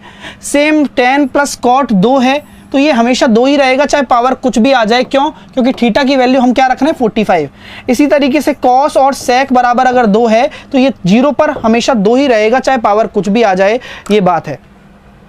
ठीक है, अगला sine theta plus tan theta, sec theta plus tan theta अगर p है तो sec theta minus tan theta क्या हो जाएगा 1/p। क्लियर है? प्रूफ ये रहा आपके सामने, आप ये जानते हैं। इसी तरीके से सेम रिलेशन किस में बनता है, कॉसेक और कॉट में बनता है, क्योंकि 1 प्लस कॉट स्क्वायर थीटा बराबर क्या होता है, कॉसेक स्क्वायर थीटा होता है। सेम टू सेम आपका प्रूव है। और लेकिन ये काम की चीज़ है कि ये अगर p होगा तो माइनस वाला 1/p होगा। अब ये ज़रूरी नहीं है, माइनस वाला अगर p दे दिया तो ये 1/p हो जाएगा, क्योंकि दोनों का मल्टीप्लिकेशन एक आना चाहिए, यही उद्देश्य होता है। ठीक है मेरे प्यारे स्टूडेंट्स, चलिए नेक्स्ट। अगर ऐसे क्वेश्चन आ जाए पेपर में, cos की पावर 4 माइनस साइन की पावर 4 बराबर p, ये हमेशा ध्यान रखना, ये डायरेक्ट क्वेश्चन आता है। स्टूडेंट टाइम वेस्ट करेगा कम से कम 1 से 2 मिनट, लेकिन नहीं करने दूंगा। अब ये पूरी रिसर्च वर्क है, ध्यान रखना, पूरा रिसर्च वर्क है। अगर मजा आ रहा है तो लाइक बनता है, शेयर बनता है भाई साहब। ये देखिएगा 2 cos स्क्वायर थीटा माइनस 1 क्या हो गया, p हो जाता है हमेशा। यानी कि अगर ये दे दिया और ये p के बराबर है तो 2 cos स्क्वायर थीटा माइनस 1 भी p के बराबर होगा। 1 माइनस 2 साइन स्क्वायर थीटा भी आपका p के बराबर होगा। 1 माइनस 2 cos स्क्वायर थीटा भी आपका माइनस p के बराबर होगा, ये ध्यान रखना। तो ये आपसे पूछा जा सकता है, क्लियर है ना? ठीक है, चलिएगा, समझ में आ गई बात। अगर मैं आपसे बात करूं 2 थीटा वाले एंगल, ये 2 थीटा वाले किस काम आते हैं, हाफ एंगल निकालने के काम आने वाले फॉर्मूले हैं। कभी भी हाफ एंगल निकालना हो ना तो ये काम आता है। साइन 2 थीटा कितना होता है, 2 sine theta cos theta. Sine 2 theta को हम और टेन की टर्म में क्या लिखेंगे, 2 tan theta plus 1/1 plus ten square theta. Cos 2 theta को क्या क्या लिख सकते हैं, cos square theta minus sine square theta. 2 cos square theta minus 1 और 1 माइनस 2 साइन स्क्वायर थीटा। इसको हम इस तरीके से भी रिप्रेजेंट कर सकते हैं। और cos 2 थीटा को tan की टर्म में क्या लिखेंगे, 1 minus tan square theta upon 1 plus ten square theta. तो ध्यान रखना, अगर आपको tan 2 थीटा निकालना पड़ेगा तो क्या हो जाएगा, इन दोनों को डिवाइड कर दो। tan 2 थीटा क्या हो जाएगा, अगर डिवाइड कर देंगे तो बन जाएगा 2 tan theta upon 1 plus ten square theta, है ना? कोई गड़बड़ तो नहीं है, एक बार चेक कर लेते हैं। tan थीटा है ना, हाँ 1 माइनस टेन स्क्वायर थीटा आएगा ना, हाँ तो यहाँ गड़बड़ है, cos 2 थीटा मैंने उल्टा कर दिया शायद, यहाँ आएगा प्लस और यहाँ आएगा माइनस। एक बार चेक कर लेना cos 2 थीटा क्या होता है ना? cos 2 थीटा एक बार चेक कर लेना आप लोग, ठीक है? ये रिवीजन हो रहा है, जिसको आता है सारी चीज़ें देख सकते हैं। इसको एक बार चेक कर लेना है ना, इसमें थोड़ा संदिग्ध चल रहा है केस। आई थिंक सही है, सेम है, सही है, राइट है, my mistake. 1 minus tan square theta ही होगा, सॉरी, हाँ 1 माइनस टेन स्क्वायर थीटा ही होगा, क्योंकि वो तो कट जाएगा ना, ये वाला हिस्सा तो, ये वाला हिस्सा तो कट गया, ये बचा। सही है, कोई दिक्कत नहीं है, डन है, ओके। चलिए इसको देखिए, अब a sign theta plus b cos theta बराबर अगर c है, a cos theta minus b sine theta निकालना होगा तो क्या हो जाएगा, इसको दिमाग में रख ले, क्या हो जाएगा भैया, a square plus b square minus c square बराबर x। पूरा का पूरा प्रूव कर रखा है, प्लस माइनस में होता है, क्योंकि आपको पता है एक्स स्क्वायर मानते हैं, दोनों को ऐड कर लेते हैं स्क्वायर करके, तब जाके ये चीज़ें आती हैं आपके लिए, ठीक है ना? चलिए, है ना? अगली प्रॉपर्टी, भाई इनको रट लेना, हर एक प्रॉपर्टी को याद करके जाना, फिर देखना एक भी क्वेश्चन गलत हो जाए तो। भाई जो चीज़ है ना इंपॉर्टेंट वो बता रहा हूँ, cos a minus b, cos a into cos B plus sine a into sine B. Cos में क्या होता है, माइनस के साथ प्लस आता है, बस इतनी सी बात है। और कॉस अलग अलग फैमिली में बिलोंग करता है, यानी कि cos a into cos B, sine a into sine B. लेकिन अगर माइनस वाला है तो प्लस और प्लस वाला है तो माइनस। बात समझ में आ गई? साइन बहुत अच्छे परिवार से बिलोंग करता है, तो देखिए सबसे मिलजुल के रहता है। तो साइन a प्लस बी क्या हो जाएगा, sine a into cos B plus cos a into sine B. Sine a minus B क्या हो जाएगा, sine a into cos B minus cos a into sine B. Tan a plus B कितना हो जाएगा, tan a plus tan B 1 minus tan a into tan B. ये मेरे को याद है, आपको भी याद होने चाहिए, ठीक है? टेन, ये तो सारे याद हैं ही जो नॉर्मल पेपर में आते हैं। टेन a माइनस बी कितना होता है, tan a minus tan B 1 plus tan a into tan B. ये भी चीज़ें हैं जो आपको दिमाग में रखनी है, ठीक है? हाँ, अगला ये भाई, इस पे क्वेश्चन आते हैं बार बार, 1000 दफ़ा इस पे क्वेश्चन पूछे गए हैं, है ना? देखिएगा भाई, क्या है, sine C plus D, 2 sine C plus D by 2 cos C minus D by 2, sine C minus D 2 sine C minus D by 2 अपन into cos C plus D by 2। ये याद कर लेना, ज़रूर याद कर लेना, चाहे आप 2 ही याद कर लो, साइन कॉस, साइन के, साइन कॉस के, इनको ज़रूर याद करके जाना, ठीक है? Cos theta cos 60 minus theta cos 60 plus theta 1/4 cos 3 theta होता है। Sine theta sine 60 minus theta sine 60 plus theta 1/4 sine 3 theta होता है। इसी तरीके से टेन होता है, तो टेन थीटा आप डिवाइड करोगे तो कितना हो जाएगा, ये 1/4 से 1/4 कट जाता है और ये पूरा टेन में कन्वर्ट हो जाता है। तो इसलिए टेन में 1/4 नहीं आता। आपको समझ में आ गई? इसलिए टेन में 1/4 नहीं आता है, ठीक है, इसलिए 10 में 1/4 नहीं आता है। क्लियर, चलें आगे। अब मैक्सिमा मिनिमा देख लीजिए। साइन कॉस, साइन और कॉस हैं, अगर इनकी पावर क्या है, साइन और कॉस है, अगर इनकी पावर आपकी ऑड है तो ऑड होगा तो क्या होगा, +1 होगा और -1 होगा। अगर पावर अगर इवन है तो क्या होगा, मैक्सिमम वैल्यू हमेशा +1 होगी और मिनिमम वैल्यू 0 हो जाएगी, क्योंकि माइनस में नहीं जाएगा फिर फंक्शन। इसी तरीके से tan और cot है, ये मैक्सिमम वैल्यू +∞ होती है, मिनिमम वैल्यू -∞। और tan और cot क्या है, विषम आ गया, सम आ गया तो नेगेटिव में नहीं जाएगा, बाकी सब रहेगा सेम। इसी तरीके से sec और cos है, अगर ऑड पावर है तो +∞, अन्यथा -∞। अगर sec और cosec है तो +∞। ये बहुत ज़रूरी चीज़ है कि आपकी मिनिमम वैल्यू +1 होती है, sec और cosec की मिनिमम वैल्यू +1 होती है। ठीक है,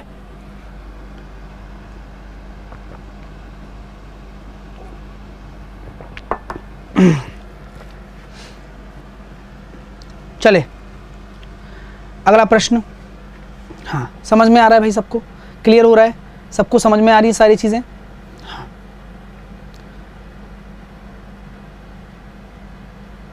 वेरी गुड। अच्छा, साइन C - D वाला है क्या, sine C cos sine C - D, अरे वो माइनस लिखा हुआ है ना, इस वजह से होगा।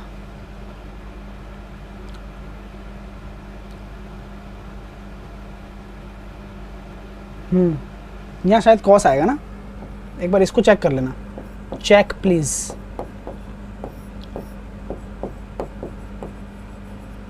इनको चेक कर लेना एक बार, है ना, कोई दिक्कत ना हो सकता है कोई टाइप करवाए थे तो क्या पता, टाइपिस्ट को तो इतना नहीं आता ना, क्या पता वो एक जैसे होते हैं तो दिक्कत हो जाती है उसको भी, है ना। तो इनको चेक कर लेना, है ना, मैं पर्सनली कह रहा हूँ, इनको चेक कर लेना, ठीक है, इनको चेक कर लेना, कोई दिक्कत नहीं है, ठीक है। हाँ, तो देखिएगा, तो क्लियर हो रही है सारी चीज़ें यहाँ तक।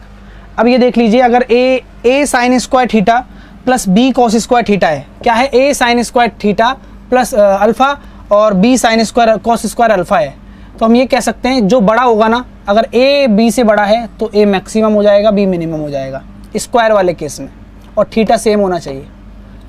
इसी तरीके से अगर b बड़ा है तो b मैक्सिमम, a मिनिमम। यानी कि इसका आंसर आप देना चाहो तो कैसे दे सकते हो, 9 sin square theta plus 13 cos square theta, इसका मैक्सिमम वैल्यू क्या हो जाएगा, 13, मिनिमम वैल्यू हो जाएगा आपका 9। कैसे निकाल सकते हैं, सेम डायरेक्टली मैंने आपको जो तरीका बताया उससे निकाल सकते हैं आप लोग, ठीक है। इसके बाद अगर मैं आगे बात करना चाहूँ आपसे, ये भी एक एक्सप्रेशन होता है कि अगर a sin theta plus b cos theta आ जाए तो उसकी मैक्सिमम वैल्यू क्या होगी, +√a square plus b square, और minimum value -√a square plus b square होगी। क्या होगी, +√a square plus b square -√a square plus b square होगी। अगर इस तरह का कोई एक्सप्रेशन आ जाए a cot square theta plus b tan square theta, तो मैक्सिमम वैल्यू हमेशा इनफाइनाइट होगी और मिनिमम वैल्यू डिपेंड करेगी, अगर a आपका जो a है, a अगर बड़ा है तो 2√ab और 2√ab होती है, यानी कि इसमें तो कोई फर्क नहीं पड़ता।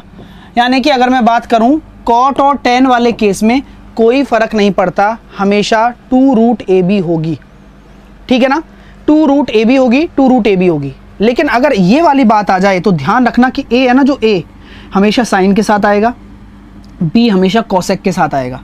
बहुत बहुत अच्छा पॉइंट है। मैक्सिमम वैल्यू इनफाइनाइटी होगी और मिनिमम वैल्यू 2√ab होगी, कब, जब आपका a b से बड़ा है, और a प्लस b होगी जब आपका a b से छोटा है। बहुत ज़रूरी पॉइंट है इन दोनों में प्लीज़ अच्छे से देख लो, क्योंकि एक एक चीज़ बता रहा हूँ जहाँ आप गलती कर सकते हो। मज़ा आ रहा है तो लाइक करना आपका फ़र्ज़ बनता है, ज़रूर करें। तनुश्री कह रही है सर 4th में D-C होगा, नहीं फिर तो ठीक है तनुश्री, अगर आप ऐसा लगता है तो देखो बिल्कुल ठीक होगा फिर तो ये, क्योंकि यहाँ मैंने cos D-C ऑलरेडी लिख दिया है, तो वो जो माइनस वाला केस है ना वो उधर प्लस हो जाएगा। बात समझ में आ गई, इसी वजह से होगा, ठीक है। यहाँ मैंने उल्टा लिख दिया ना इसी वजह से, तो कोई दिक्कत नहीं है, वो सेम ही बनता है। चलिए, अगर ऐसा कोई एक्सप्रेशन आ जाए a sec स्क्वायर थीटा और b cosec स्क्वायर थीटा की मिनिमम वैल्यू निकालो, मैक्सिमम वैल्यू तो इनफाइनाइट होगी, मिनिमम वैल्यू निकालने के लिए क्या होता है, अंडर रूट ए प्लस अंडर रूट बी का होल स्क्वायर। ये ध्यान रखना, कंफ्यूज मत होना। क्यों? क्योंकि आपको लग रहा होगा सर इनमें और इनमें अंतर क्या है। भाई देखो, यहां साइन के साथ कॉस आया है क्योंकि कट जाता है आपस में, यहां कॉस के साथ सेक आया है क्योंकि कट जाता है आपस में, इसलिए मैंने क्या लगा दिया, जीपी के साथ इसको सॉल्व कर दिया। क्योंकि मैं जानता हूं AM is greater than equal to GM होता है, यानी कि arithmetic mean is greater than equal to हमेशा ज्योमेट्रिक मीन होगा। इस वाले कॉन्सेप्ट से ये क्वेश्चन किया मैंने, ठीक है। लेकिन यहां पर ये देख रहे हो ना आप कि साइन कॉसेक आया, जिससे कि ज्योमेट्रिक मीन लग जाए और साइन और कॉस स्क्वायर कट जाए, क्रॉस हो जाएंगे आपस में, कैंसल आउट। वो चीज अलग है, वो वाला एक्सप्रेशन अलग है। सेक के साथ कॉसेक आ रहा है, कोई कटने पिटने का काम नहीं है, तो इसलिए ये मिनिमम वैल्यू देगा अंडर रूट ए प्लस अंडर रूट बी का होल स्क्वायर। ठीक है, चलिए समझ में आ गई। हाँ सर, क्लास कब एंड होगा, जाना है गैस लेने। आज गैस मत लो, कोई दिक्कत नहीं, पढ़ाई कर लो, ठीक है। चलो, ये आपके एग्जांपल्स हैं, tan प्लस साइन स्क्वायर θ1 और θ2। अगर θ1 और θ2 मैंने दे दिए, यानी कि मैंने थीटा अलग अलग दे दिए, तो अलग अलग वैल्यू पे मैक्सिमम होगा, यानी कि यहाँ 1 और 1 रख सकते हो आप एक टाइम पे। अगर सेम थीटा होते ना तो मैं कभी भी एक जैसी वैल्यू नहीं रख पाता, कभी भी नहीं रख पाता। ये बात बहुत ज़्यादा जरूरी है। इसी तरीके से मैंने दोनों बार मिनिमम कर दिया, तो आपका मैक्सिमम और मिनिमम ऐसा आएगा। बात समझ में आ रही है? यानी कि अगर मैं इस क्वेश्चन को ऐसे देता आपको, tan sine square theta plus cos square theta, तो क्या होता बताओ? तो आप ये कहते भैया, या तो आप इसको एक बार 1 रख लो, वैसे तो 0 होता ही है मिनिमम वैल्यू, तो फिर अगर आप 0 रखोगे तो 11 ही आता आपका, हमेशा 11 आता। मान ना तो कोई मैक्सिमम होता ना मिनिमम होता, हमेशा 11 होता। बात समझ में आ रही है बात?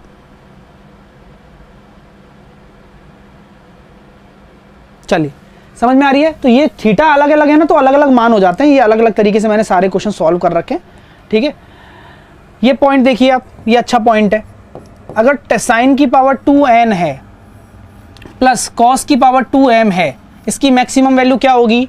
इसकी मैक्सिमम वैल्यू हमेशा और हमेशा 1 होती है। लेकिन अगर मिनिमम वैल्यू निकालनी है ना, तो थीटा बराबर 45 पुट कर देना। जैसे कि मैंने ये क्वेश्चन आपके सामने रखा है, साइन 6 थीटा, साइन की पावर 6 थीटा, कॉस की पावर 8 थीटा, मैक्सिमम वैल्यू हमेशा 1 और मिनिमम वैल्यू थीटा बराबर 45 रखने पर आएगी। बहुत अच्छे अच्छे कॉन्सेप्ट बता रहा हूँ, आंसर आ जाएगा मिनिमम 3/16। ये पेपर में पूछा जाएगा इस बार, ध्यान रखना, ठीक है ना। चलिए अगला,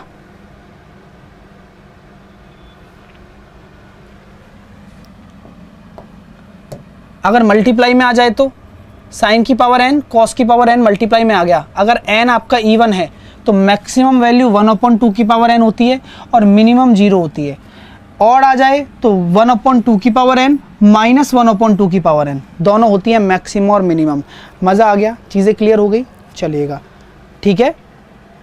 अगला ट्रिपलेट देख लीजिए, और ऐसा देख लीजिए कि अगर कोई ट्राइंगल आपके सामने बन रहा हो और उसका क्षेत्रफल निकालना हो, तो वो क्या होता है? 4/3 होता है किसका? मीडियन से बने हुए ट्राइंगल के एरिया का। समझ में आ रहा है ये पॉइंट? इस पे क्वेश्चन आएगा और आ सकता है। ट्रिपलेट याद करने का देख लीजिए कौन कौन से महत्वपूर्ण ट्रिपलेट हैं। 3 4 5 6 8 10 9 12 15, ये इसी से बन रहे हैं, क्योंकि ये आपका जो ट्रिपलेट है प्रिमिटिव ट्रिपलेट है। एक ट्रिपलेट हजारों लाखों अनंत ट्रिपलेट बनाता है, क्योंकि मल्टीप्लाई हो रहा है। देखो, इसमें 2 का मल्टीप्लाई हो गया, इस वाले में 3 का मल्टीप्लाई हो गया। इस तरह से ये क्या है? प्रिमिटिव है। 3 4 5 बहुत सारे ट्रिपलेट बना सकता है, ठीक है। इसी तरीके से 9 40 41 याद कर सकते हो, 20 21 29, 7 24 25 ये याद करने हैं, पेपर में आते हैं। 8 15 17, 11 60 61, 12 35 37, 16 63 65, 5 12 13, तो ये सारे आप याद कर लें, ठीक है। क्लियर हो रहा है? समझ में आ रही है सारी चीज़ें? हाँ, चलिए, वेरी गुड। बहुत अच्छे तरीके से आप देख सकते हो, सारे ट्रिपलेट्स को आप दिमाग में रखना है। दूसरी चीज़, ये आपका जो फॉर्मूला होता है, ये आपका होता है साइन फॉर्मूला। क्या होता है? Sign formula. साइन फॉर्मूले से आप क्या कर सकते हो? आप किसी ट्राइंगल में उसकी परित्रिज्या निकाल सकते हो, उसकी अंत्य त्रिज्या निकाल सकते हो। तो a/sin a बराबर b/sin b बराबर c/sin c, ये किसके बराबर है? 2r के बराबर होगा। a/sin a बराबर b/sin b बराबर c/sin c 2r के बराबर होगा। अगर कोसाइन फॉर्मूला की बात करूं, यानी कि कॉज्या नियम की बात करूं, तो कॉज्या नियम के हिसाब से आपका क्या हो जाएगा, कॉस ए बराबर हो जाएगा B square plus C square minus A square upon 2bc। Cos B बराबर हो जाएगा A square plus C square minus B square upon 2ac। Cos C बराबर हो जाएगा A square plus B square minus C square upon 2ab। चीज़ें clear हैं? हाँ, ठीक है ना। अर्जुन पंडित, तुम गैस लेने जा रहे थे ना भाई, और सीधी सी बात ये है कि ट्रिपलेट बता चुका हूँ ऑलरेडी, तुम इसका मतलब क्लास में शुरू से हो ही नहीं, है ना। तो ऐसे स्टूडेंट मत बनो जो क्लास में शुरू से ना आ सके। चलिए अगले कॉन्सेप्ट क्या है, हाइट एंड डिस्टेंस का कॉन्सेप्ट है। हाइट एंड डिस्टेंस के कॉन्सेप्ट में मैंने आपको क्या बताया था कि अगर आपका जो ट्राइंगल है वो इस तरह से हो जाए, ट्राइंगल किस तरह हो जाए कि ये 30 डिग्री है, ये 60 डिग्री है, तो क्या मैं ये कह सकता हूँ कि अगर ये 60 डिग्री है, 30 डिग्री है, तो 30 डिग्री के सामने अगर x है तो 60 डिग्री के सामने क्या होगा, √3x, और 90 डिग्री के सामने क्या होगा, 2x। ये रेशो है, ये साइन रूल से आता है, ठीक है। इसका एरिया भी निकाल सकते हो। अगर ऐसा कोई कॉम्बिनेशन बन जाए तो 45 45 90 वाला, तो ये जानते हैं 45 के सामने x होगा तो इस 45 के सामने भी x होगा, क्योंकि जिस थीटा अगर समान है तो भुजाएं भी समान होंगी एक ट्राइंगल में, और 90 डिग्री के सामने क्या होगा, √2x होगा, ठीक है। इसी तरीके से अगर ऐसा कोई कोण बन जाए 30 30 और 120 का कॉम्बिनेशन, तो 30 के सामने x है तो इस 30 के सामने भी x होगा और 120 के सामने √3x होगा। तो ये सारे के सारे आपके क्या है, काम वाली चीज़ें हैं, हाइट एंड डिस्टेंस में काम आती हैं, ठीक है। चलिए अगला, अगर हाइट एंड डिस्टेंस में ये आ जाए कि आपके लिए दो पोल खड़े किए गए हैं, इसकी लेंथ a है, इसकी लेंथ b है, इस पोल का शीर्ष दूसरे वाले के पाद पर जाकर मिल रहा है, यानी कि उसके मतलब बिल्कुल बॉटम में जाकर मिल रहा है। इसी तरीके से इस वाले पोल का शीर्ष इसमें मिल रहा है, और θ1 और θ2 बना रहे हैं, और θ1 और θ2 क्या हैं, आपस में एक दूसरे के कौन से एंगल हैं, पूरक कोण हैं, यानी कि कॉम्प्लीमेंट्री हैं। अगर कॉम्प्लीमेंट्री एंगल होते हैं तो आप ये ध्यान रखना, ठीक है। ये डायरेक्टली पूछा जा सकता है, कॉम्प्लीमेंट्री एंगल है तो आपकी पूछा जाएगा भाई डिस्टेंस क्या होगी, तो डिस्टेंस आपकी क्या हो जाएगी, √ab हो जाती है। डायरेक्टली क्वेश्चन आता है भाई, ठीक है ना। हाँ भाई पढ़ाई कर लो यार ना, रिवीजन हो रहा है अच्छे तरीके से, ऐसा रिवीजन कोई नहीं कराएगा आपको इतनी मेहनत करके, तो प्लीज़ मेहनत को वेस्ट ना होने दो और हर एक चीज़ को समझो आप, क्योंकि मैं बहुत अच्छे से आपको ये बना के लाया हूँ और एक भी सिंगल क्वेश्चन इससे बाहर नहीं जाएगा, ये ध्यान रखना आप लोग, ठीक है। चलिए अगला कॉन्सेप्ट, अगर ऐसा हो जाए सर, अल्फ़ा बीटा वही वाली बात आ जाए, यहाँ भी कॉम्प्लीमेंट्री वाला केस बन जाए, कॉम्प्लीमेंट्री एंगल वाला केस बन जाए, तो क्या मैं ये कह सकता हूँ यहाँ भी h बराबर क्या होगा, √ab होगा, जब बीच में आपकी हाइट हो और दोनों तरफ आपकी क्या हो, a और b हो। बात समझ में आ रही है, क्लियर है ना, बात समझ में आ रही है क्या, जल्दी से समझ में आ रही है सारी बातें।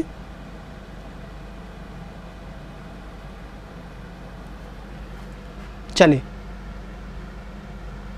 अगला प्रश्न ये देखिए, अगला कॉन्सेप्ट क्या बनता है, इसका भी आंसर ये होगा, यानी कि तीन तीन तरीके के अगर आपको डायग्राम भी दिखा दिए जाएं तो फिर भी आपको टेंशन लेने की ज़रूरत नहीं है। ये कॉन्सेप्ट जो है आपके काम का है, आप इसको दिमाग में रखना है, ठीक है। चलिए आगे देखते हैं, इस तरह का अगर कोई कॉम्बिनेशन बन जाए ऐसा कि आपके सामने यहाँ बोल दिया जाए कि भैया इसके शीर्ष से आपको 30 डिग्री बोल दिया, यहाँ पर आपको d डिस्टेंस दे दी, फिर इससे आपको 60 डिग्री बोल दिया, तो यहाँ पर जो आपकी हाइट होती है वो कितनी हो जाती है, d/2 √3+1 हो जाती है। ये हम पहले भी डिस्कस कर चुके हैं कॉन्सेप्ट को, ये हम पहले भी डिस्कस कर चुके हैं ऐसे कॉन्सेप्ट को, ठीक है। d आपकी कवर्ड, आपका जो स्लोप है उसके द्वारा ली गई हाइट है, ठीक है ना।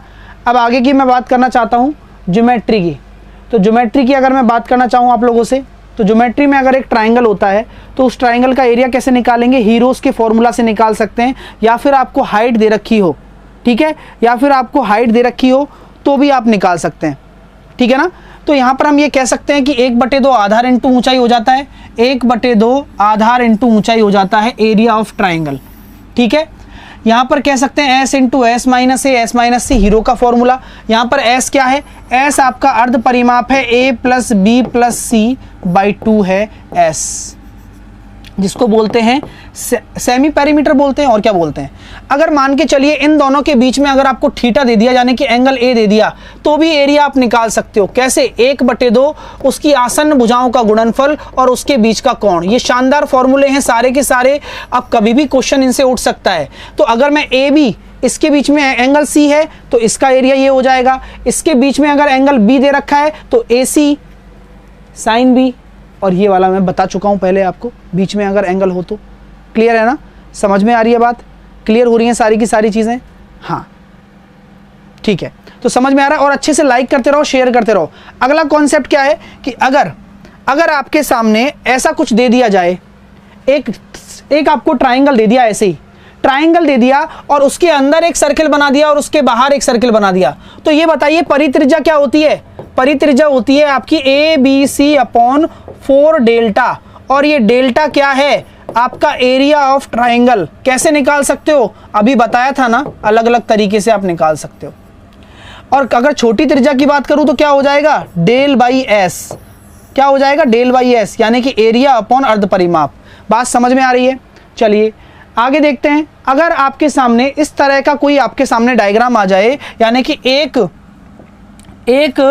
सर्किल है जो कि चतुर्भुज के अंदर अंकित किया गया है, ऐसे बनाया गया है, और उसकी साइड्स आपको दे रखी हैं, तो इसका रिलेशन तो आपको पता होगा कि आमने सामने की साइड आपने बताई थी सर इसके बराबर होती है ज्योमेट्री में, ये तो बता दिया था सर आपने।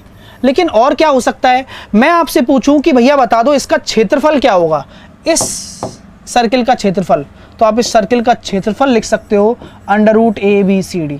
तो ये बड़ा अच्छा पॉइंट है कि अगर आपको एरिया निकालना हो तो √ABCD से आप एरिया निकाल सकते हो। ठीक है ना? क्लियर हो रहा है? मजा आ रहा है क्या? जल्दी से मुझे बताओ, है ना? चलिए अब चलते हैं आगे की अगर मैं बात करना चाहूं आप लोगों से, अगर यहाँ पर दो आपके सामने वृत्त हैं जो कि अलग अलग हैं, दूर दूर हैं, तो अगर मैं आपसे टेंजेंट पूछना चाहता हूं तो डायरेक्ट कॉमन टेंजेंट क्या हो जाएगा? Direct common tangent. तो डायरेक्ट कॉमन टेंजेंट क्या हो जाती है? मैंने यहाँ पर लिखी हुई है DCT। अगर डायरेक्ट कॉमन टेंजेंट की बात करूं तो D² minus R1 minus R2 का होल स्क्वायर।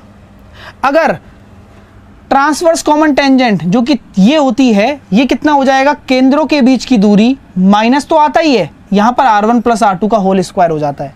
अगर मान के चलिए एक चीज मैं आपको बता दूं कि अगर दो सर्किल हो और आपस में एक दूसरे से क्या हो रहे हो? टच हो रहे हो, तो उसके बीच की जो डायरेक्ट कॉमन टेंजेंट होगी वो क्या होगी? उसकी लेंथ क्या होगी? मैंने मान लिया ये आपकी R1 है, ये आपकी R2 है, तो डायरेक्ट कॉमन टेंजेंट की लेंथ क्या होगी? और ये D है। तो आप लोग जानते हैं डायरेक्ट कॉमन टेंजेंट का जो फॉर्मूला होता है वो क्या होता है? केंद्रों के बीच की दूरी माइनस R1 माइनस R2 का होल स्क्वायर। तो केंद्रों के बीच की दूरी क्या है यहाँ पर? D बराबर R1 प्लस R2 ही तो है, क्योंकि दोनों एक दूसरे को क्या कर रहे हैं? टच कर रहे हैं। तो R1 प्लस R2 का whole square minus R1 minus R2 का होल स्क्वायर, यही तो होता है, यही होता है ना। और अभी बताया था ना कि A प्लस बी का whole square minus A minus B का होल स्क्वायर करते हैं, तो ये आपके दिमाग में देखो कितना अच्छा सेट है। अभी बताया 4AB होता है, याद करो ये 4AB के बराबर ही तो होगा। हाँ बिल्कुल सही है, यानी कि आपका जो कॉमन टेंजेंट की लेंथ हो जाएगी वो हो जाएगी 2√R1R2, 2√R1R2। ठीक है, क्लियर है? हाँ चलिए अगला प्रश्न इस तरह से बन सकते हैं आपके कि अगर आपकी लैडर थ्योरम बात करें तो ये क्रॉस लैडर थ्योरम होती है, जिसमें आपको बोला जाता है कि भैया देखो ये सारी चीज़ें समांतर हैं, ये सारी चीज़ें समानांतर हैं।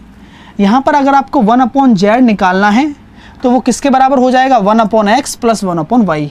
इस पर क्वेश्चन आ सकता है इस बार प्री में, तो ज़रूर इसको प्रिपेयर करके जाएं।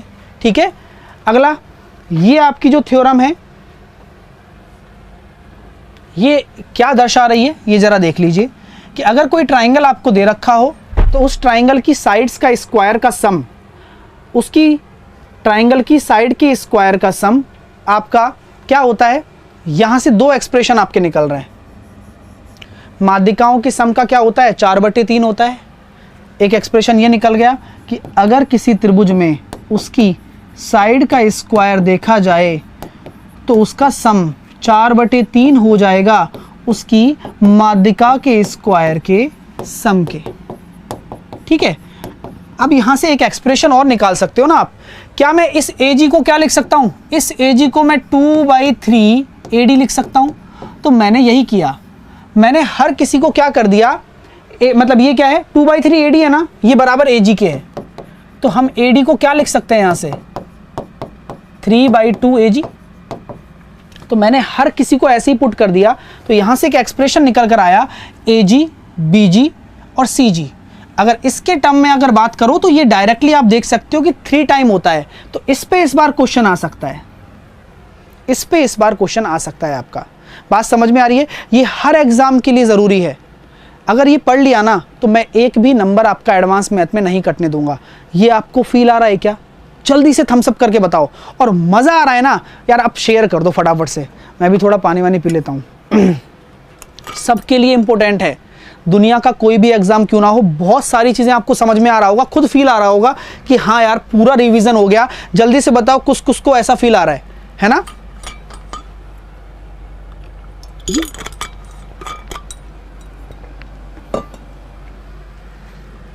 चलिए, तो ये आप याद कर सकते हैं। अपोलिनियस थ्योरम क्या होती है, अपोलिनियस थ्योरम भी आप जानते हैं।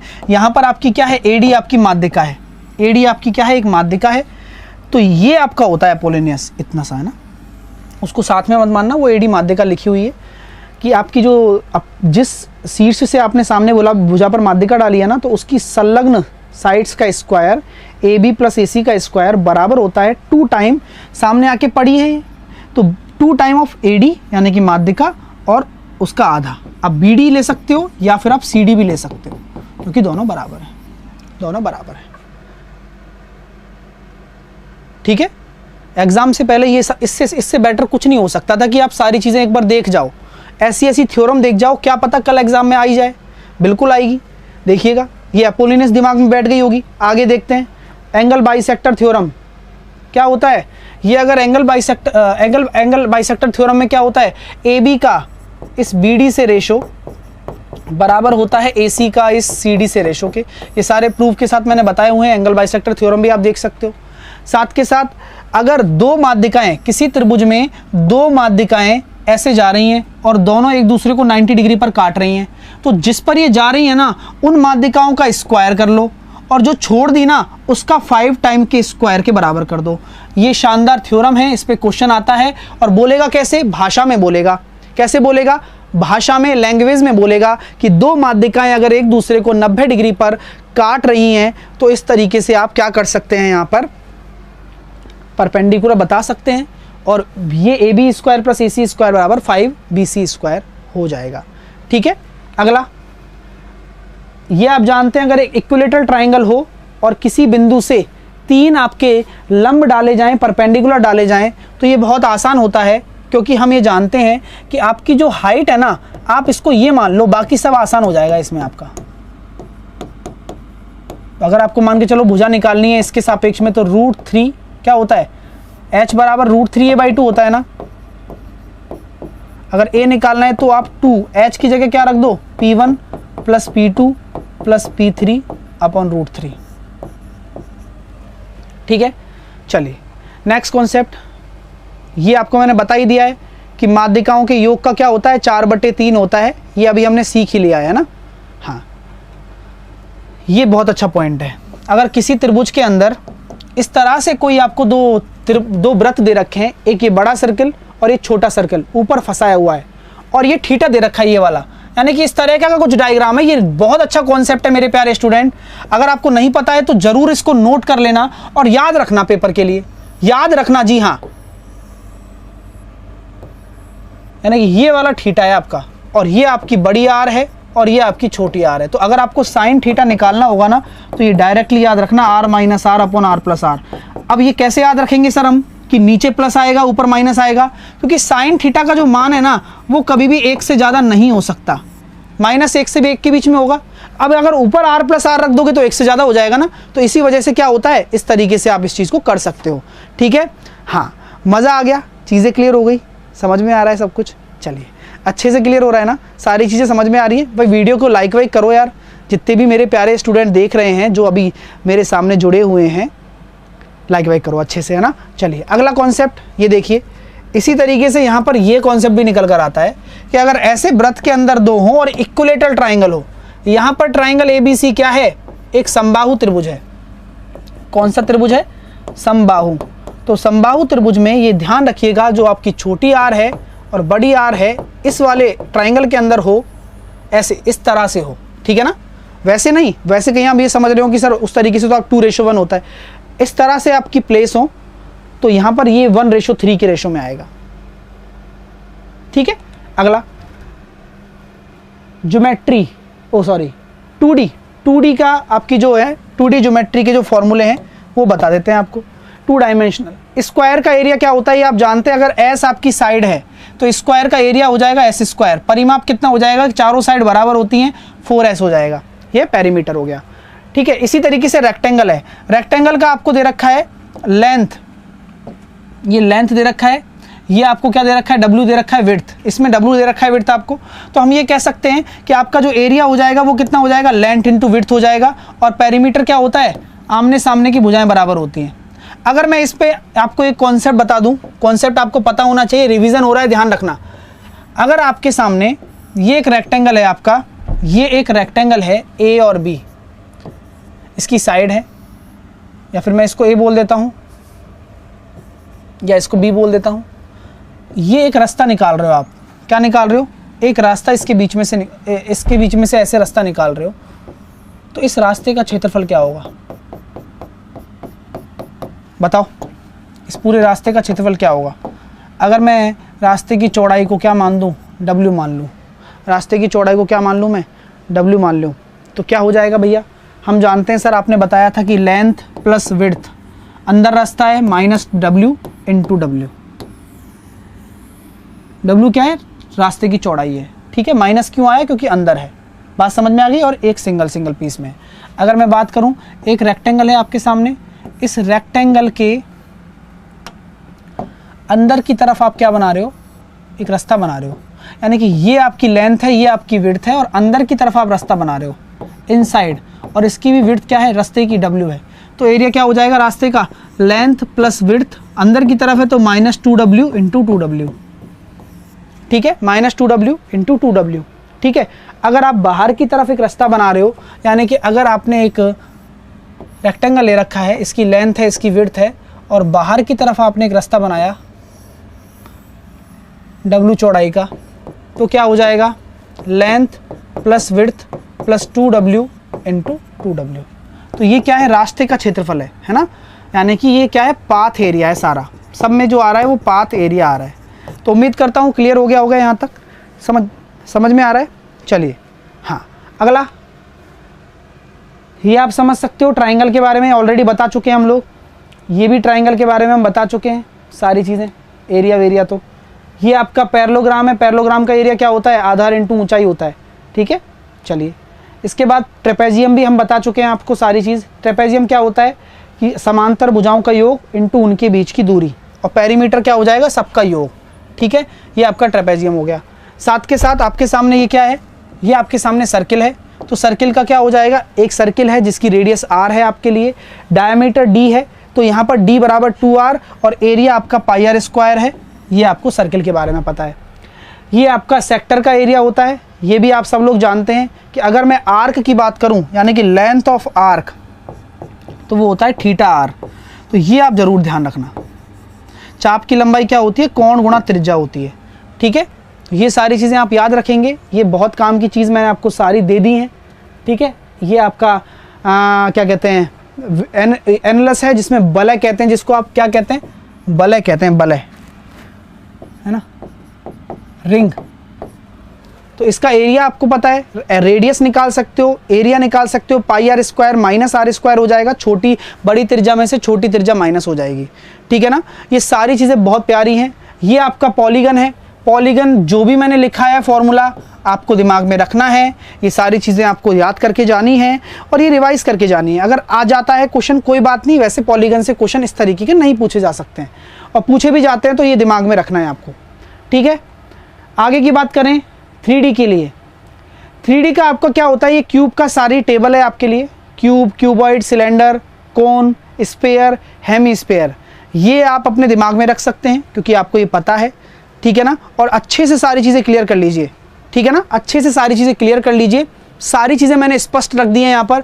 क्यूब क्या होता है? साइड का क्यूब, भुजा का cube. Total surface area 6a²। ये मैंने ऐसे ही आपको ब्रीफ में दिया है याद करने के लिए। आगे मैंने हर एक चीज़ को एक्सप्लेन किया है, हर एक चीज़ को। जैसे कि अगर मैं क्यूबॉइड की बात करता हूँ तो क्यूबॉइड में आपको क्या मिलने वाला है? इसका वॉल्यूम की बात करूँ तो length into width into height होगा। इसके वॉल्यूम को हम इस तरह से भी दर्शा सकते हैं कि A1 A2 A3 क्या है? इसके जो तीनों सरफेस है ना, ये वाले कौन से सरफेस? एक तो ये वाला सरफेस, एक ये वाला सरफेस आमने सामने, और एक पीछे वाला सरफेस। तो ये तीन सरफेस आपको दिख रहे हैं, तीन सरफेस आपको दिख रहे हैं ना। तो तीनों सरफेस का क्या हो जाएगा? हाँ, अलग अलग एरिया है इनका। तो अगर इनका वॉल्यूम निकाला तो √A1 into A2 into A3 होता है। अगर मैं डायगोनल की बात करूं तो डायगोनल क्या हो जाएगा? लेंथ का स्क्वायर, विड्थ का स्क्वायर और हाइट का स्क्वायर। चार दीवारी का क्षेत्रफल क्या हो जाता है? आधार का परिमाप इंटू ऊंचाई, यानी कि बेस एरिया इंटू हाइट। आपसे मैं कहूं बेस एरिया के बेस का पेरीमीटर क्या हो जाएगा? Length into width into height. यही तो होता है। ये किसका है? चारों दीवारी का क्षेत्रफल। ये हमेशा ध्यान रखना, चारों दीवारी का क्षेत्रफल क्या होता है। हाँ, आकाश को पता ही नहीं क्या चल रहा है, क्वेश्चन भी करा दीजिए। आकाश, ये रिवीजन चल रहा है फॉर्मूले का, जाके वीडियो में आके थंबनेल दिखता नहीं है क्या आपको? ठीक है, चलिए। तो इसी तरीके से मैंने आपके सामने क्या हुआ है, घनाभ को पूरा रिप्रेजेंट किया है अच्छे से। सारी चीज़ें जितनी भी होती है ना, वो सारी चीज़ें मैंने यहाँ पर आपके सामने रखी हैं। एक बार आप देख के एक बार रिवाइज करिए, खुद ही मन में देखते रहिए कि क्या लिखा गया है इस पर। लेटरल सरफेस एरिया अभी बता दिया, चारों दीवारी का क्षेत्रफल होता है। टोटल पृष्ठीय क्षेत्रफल क्या हो जाए? 2 into length plus width, 2 into length into width plus width into height plus height into length, ठीक है। और अगर संपूर्ण सतह का क्षेत्रफल आपको वैसे निकालना है तो आप इस तरीके से भी निकाल सकते हो, length plus width plus height का होल स्क्वायर। यानी कि जितने भी पॉसिबल कॉम्बिनेशन बनते हैं ना, वो मैंने सारे कॉम्बिनेशन आपको दे दिए। और बताओ क्या कर सकता हूँ? इससे बेटर क्या हो सकता है? मुझे नहीं लगता कि इससे बेटर कोई वीडियो होगी और इससे बेटर कुछ फॉर्मूले होंगे आपके लिए, ठीक है। चलिए, तो ये क्यूब है, क्यूब के बारे में आप सब लोग जानते हैं, ठीक है। सिलेंडर के बारे में भी आप सब लोग जानते हैं, πr²h इसका आयतन होता है। आयतन को मैंने अच्छे से एक्सप्लेन किया है, बेस एरिया इंटू हाइट, जैसा कि मैं बताता आया हूँ। कर्व सरफेस एरिया भी बता दिया, टोटल सरफेस एरिया भी बता दिया। होलो सिलेंडर यानी कि खोखला बेलन, खोखले बेलन के बारे में अगर मैं डिस्कशन करूँ आपसे, तो खोखले बेलन के बारे में अगर डिस्कशन करता हूँ तो ये सारी चीज़ें मैं एक्सप्लेन कर चुका हूँ ऑलरेडी आपको कि खोखला बेलन होगा तो यहाँ पर क्या होता है, थिकनेस क्या हो जाएगी इसकी? r-r हो जाएगी, ठीक है। इसका क्षेत्रफल कितना हो जाएगा? πr² में से πr² छोटा वाला घटा दीजिए, यानी कि अंदर वाला जो है ना हिस्सा, वो आप माइनस कर देंगे पूरे वाले में से, तो वो घट जाएगा, ठीक है ना। और भैया देखो, बहुत सारी चीज़ें, बहुत प्यारी चीज़ बनाई है। अब इतनी मेहनत, अब कल रात को 4 बजे सोया था है ना। तो ये सही बात है कि भाई जो चीज़ें हैं आपके सामने दिख रही हैं आपको, ये बहुत प्यारी प्यारी चीज़ें, इससे बाहर कुछ भी नहीं जाने वाला है, ठीक है ना। तो यहाँ पर ये सारी चीज़ देख लीजिए आप लोग, ये देखिए, ठीक है। बाह्य सतह का क्षेत्रफल एक्सटर्नल सरफेस एरिया 2πrh, अगर बाहर वाले का निकालना है तो केवल बाहर वाले का, ठीक है। अंदरूनी का निकालना है तो अंदर वाले का 2πrh। तो अब जब बात कर रहे हैं अपन वक्र पृष्ठ की, तो दोनों को ऐड करेंगे, ध्यान रखना। तो ये पॉइंट क्या होता है, इस वाले पॉइंट पे अच्छे अच्छे लोग क्या कर सकते हैं? गलती कर सकते हैं। इस वाले पॉइंट पर अच्छे अच्छे लोग गलती कर सकते हैं, तो इस वाले पॉइंट को थोड़ा ध्यान रखें आप लोग, ठीक है ना। ठीक है, तो यहां पर हम ये कह सकते हैं कि यहां पर आपको अगर कर्व सरफेस एरिया निकालना होगा ना, तो बाहर की सरफेस तो लेनी भी है, अंदर की भी लेनी है साथ के साथ में, तो दोनों का आपको एडिशन करना पड़ेगा, ठीक है। तो यहां पर आप देख सकते हैं टोटल सरफेस एरिया में क्या होगा, कर्व सरफेस एरिया तो होगा ही, और जो आपका ऊपर नीचे वाले भाग है ना 2πr² माइनस r², ये भी आपको लेना है, ठीक है। तो धातु का आयतन क्या है, वॉल्यूम ऑफ मटेरियल, तो क्या होता है बाहरी का आयतन और माइनस आंतरिक आयतन, वो आपको आयतन मिल जाएगा, ठीक है ना।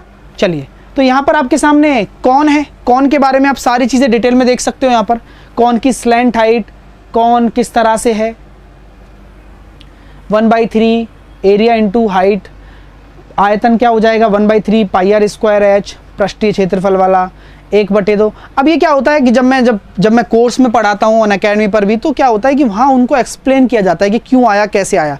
अभी तो ये रिवीजन हो रहा है ना, हर चीज़ को मैं यहाँ पर ऐसे बता रहा हूँ आपके लिए, ठीक है ना। ये आपके सामने क्या है, फर्स्ट टर्म है। फर्स्ट टर्म की सारी चीज़ें आप देख सकते हैं। फर्स्ट टर्म से रिलेटेड जितने भी आपके फॉर्मूले बनते हैं वो ले आया मैं, ठीक है, एक बार देख लीजिए। इसके बाद स्पेयर, हेमीस्पेयर, स्पेयर का वॉल्यूम 4/3 पाई आर क्यूब, पृष्ठीय क्षेत्रफल 4 पाई आर स्क्वायर, अर्धगोला, ठीक है ना। और अर्धगोले का हो जाएगा 2/3 पाई आर क्यूब, वक्र पृष्ठीय क्षेत्रफल curve surface area 2 pi R square और 3 पाई आर स्क्वायर, ठीक है। चलिए अगला, स्फेरिकल सेल। अगर कोई आपके सामने गोलाकार खोल है या फिर आपका खोखला गोला है, ऐसे बोल सकते हैं अपन, तो इसका आयतन कितना हो जाएगा 4/3 pi R cube minus R cube. और बाह्य पृष्ठीय क्षेत्रफल अगर पूछेगा तो हमेशा ध्यान रखना, ये बहुत ज़रूरी बात है। कभी कोई आपको बाह्य पृष्ठीय क्षेत्रफल के बारे में इंफॉर्मेशन नहीं बताता है, लेकिन कभी भी आपसे पूछा जाए इसका बाह्य पृष्ठीय क्षेत्रफल क्या है, तो आप ये कहेंगे 4 पाई आर स्क्वायर होगा, बाहर का एरिया, बाहर की सरफेस। चीज़ें क्लियर हैं मेरे प्यारे स्टूडेंट। अब आपको बस यही है कि शेयर करना है यार वीडियो को, है ना, जहाँ भी कर सको, जितना भी कर सको, ठीक है, तो सारी चीज़ें हैं ना। चलिए अब आगे बात करता हूँ प्रिज्म के बारे में। तो प्रिज्म क्या है, आपका हेक्सागोनल बेस रखता है और साइड की जो होती हैं वो रेक्टेंगुलर होती हैं। तो प्रिज्म का वॉल्यूम हमेशा ऐसे ही होगा, आधार का क्षेत्रफल यानी कि base area into height, lateral surface area आधार का परिमाप इनटू ऊंचाई। तो ये प्रिज्म की बात है, आधार का परिमाप इनटू ऊंचाई। और संपूर्ण सतह क्षेत्रफल होता है वक्र पृष्ठीय क्षेत्रफल 2 इंटू आधार का क्षेत्रफल। ये आपका संपूर्ण पृष्ठीय क्षेत्रफल होता है प्रिज्म का, ठीक है। तो ये सारे पिरामिड है, पिरामिड का आप देख सकते हैं पूरा का पूरा, ठीक है ना। टेट्राहेड्रन में पढ़ाता हूँ तो ये अच्छे से आप देख सकते हैं क्या कहते हैं आयतन क्या होता है। ये आपके एग्जाम में डायरेक्टली क्वेश्चन पूछेगा, ज़्यादा टेंशन नहीं लेनी है, ठीक है।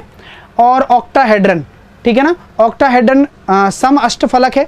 ये आपको इस तरह की सी आकृति दिखाई जाएगी, इसका आयतन और इसका संपूर्ण पृष्ठीय क्षेत्रफल ये हो जाएगा, ठीक है।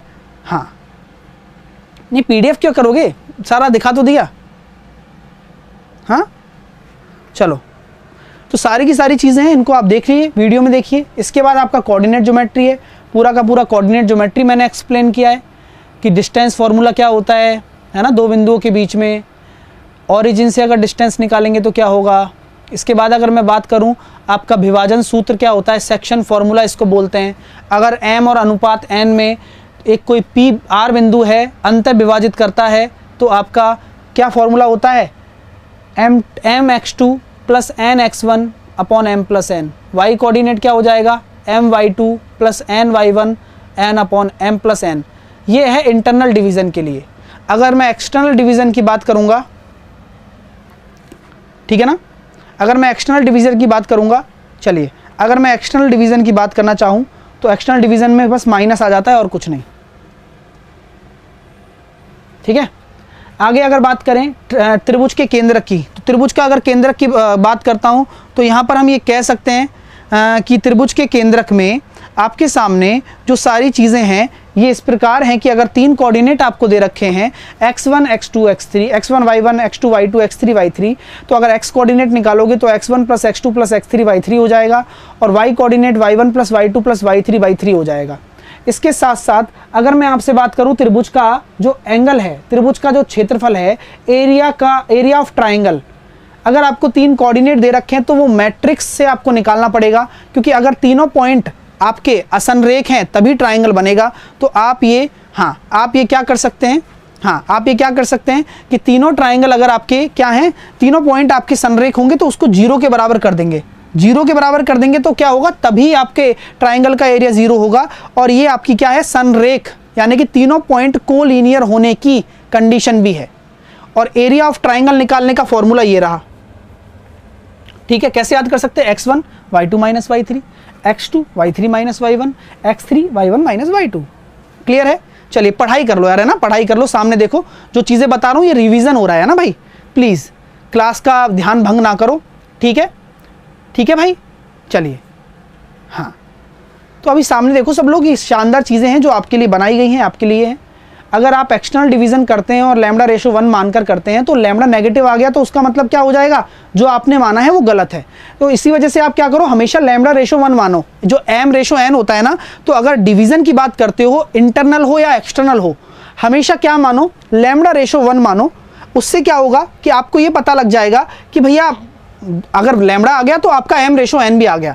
एक्स एक्सिस पर क्या होता है, वाई 0 होता है, वाई एक्सिस पर एक्स 0 होता है। ये आपकी कोऑर्डिनेट ज्योमेट्री हो गई। अगर आप कोई लाइन देख रहे हैं, लाइन बना रहे हैं और 2 पॉइंट आपको दे रखे हैं, तो लाइन का जो स्लोप होगा वो क्या हो जाएगा, टेन थीटा, वो m के बराबर होता है। और टेन थीटा होता है, m होता है y2 माइनस y1, जिसको प्रवणता कहा जाता है, अपॉन x2 माइनस x1। और अगर ये इस तरह की कोई लाइन हो जो कि जनरली देखने को मिलती है, अगर उसका डायरेक्टली आपको स्लोप निकालना हो तो वो होता है माइनस एक्स का कॉफिशिएंट अपॉन वाई का कॉफिशिएंट। मज़ा आ रहा है ना, जल्दी से बता दो यार, थोड़ी सी एनर्जी दो, जल्दी से बताओ। अच्छा लग रहा है, लाइक कर रहे हैं, जल्दी से बताइए, जल्दी से लाइक करो, शेयर करो वीडियो को। इक्वेशन ऑफ द लाइन यानी कि रेखा का समीकरण अगर निकालना हो तो क्या होता है, y1 minus y1 m into x minus x1 होता है, जिसमें m क्या है, दो बिंदुओं के बीच में प्रवणता, y2 minus y1 upon x2 minus x1। आगे चलते हैं, अगर आपके सामने दो आपको स्लोप्स दे रखे हैं दो लाइंस के, तो उन दोनों लाइंस के बीच में अगर आपको रिलेशन निकालना हो, यानी कि वो दोनों लाइन पैरेलल हैं या नहीं हैं, या फिर परपेंडिकुलर हैं या नहीं है, तो अगर वो दोनों लाइन आपस में पैरेलल होंगी तो m1 बराबर क्या हो जाएगा, m2 हो जाएगा। अगर दोनों लाइन आपस में क्या हैं, परपेंडिकुलर हैं, तो क्या हो जाएगा, m1 m2 बराबर -1 हो जाएगा। m1 m2 बराबर क्या हो जाएगा, -1 हो जाएगा। ठीक है, यानी कि दोनों लाइन आपस में परपेंडिकुलर हैं। अगर कोई बिंदु की, किसी पॉइंट की आप परपेंडिकुलर दूरी निकालना चाहते हो इस लाइन से, तो वो अगर ये line ax plus vy plus c बराबर 0 है, तो क्या हो गया, ax1 plus by1 plus c under root a square plus b square हो जाता है, under root a square plus b square हो जाता है। ठीक है, चलिए, अगर कोई आपके सामने लाइन दे रखी है और इस लाइन का इक्वेशन आपको बनाना है किससे, आपके एक्सिस से, तो कोई ट्राइंगल बन रहा है, उस ट्राइंगल का एरिया आप डायरेक्टली देख सकते हो, डेल बराबर C square upon 2ab। Direct question इस पे पूछा जा सकता है और पूछा जाएगा। चीजें क्लियर हैं, मजा आ रहा है, हर चीज रिफ्रेश हो गई ना, ये जो उद्देश्य है ये पूरा हो रहा है या नहीं हो रहा, जल्दी से मुझे आप बता दीजिए। एपी अर्थमेटिक प्रोग्रेशन,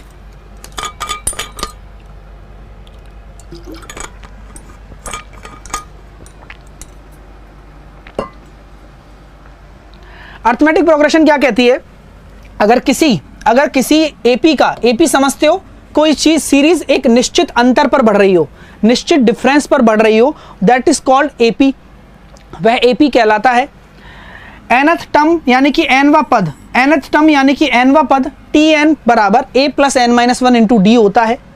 d आपका क्या है, कॉमन डिफरेंस है, सारवंतर है, कॉमन डिफरेंस होगा, सारवंतर होगा।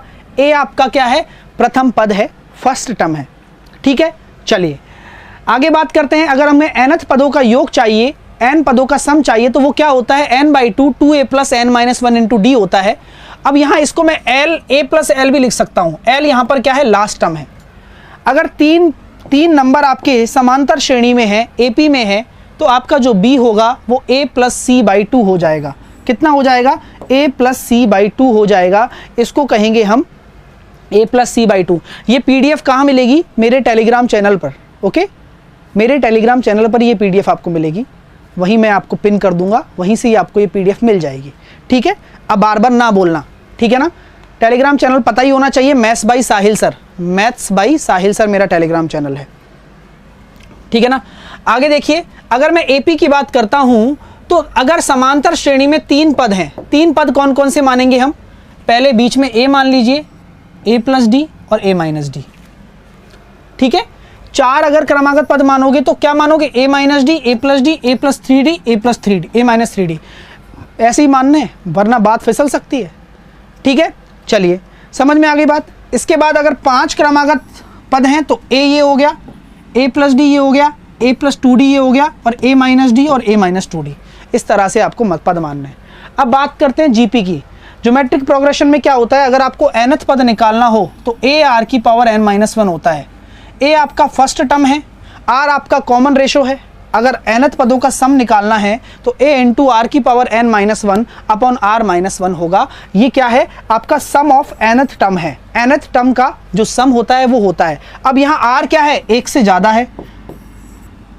अगर मान के चलिए आपको कोई अनंत पदों का योगफल निकालना है, अनंत पद जैसे कि मैं आपसे कहना चाहता हूं कि एक गेंद को मैंने उछाला, नीचे पटका जमीन पे, और वो अपनी ऊंचाई की 4/3 उछली और अंत में जाकर वो रुक जाती है, तो कितनी दूरी वो चली, कितनी डिस्टेंस उसने ट्रेवल की, ये आपसे पूछा जा सकता है।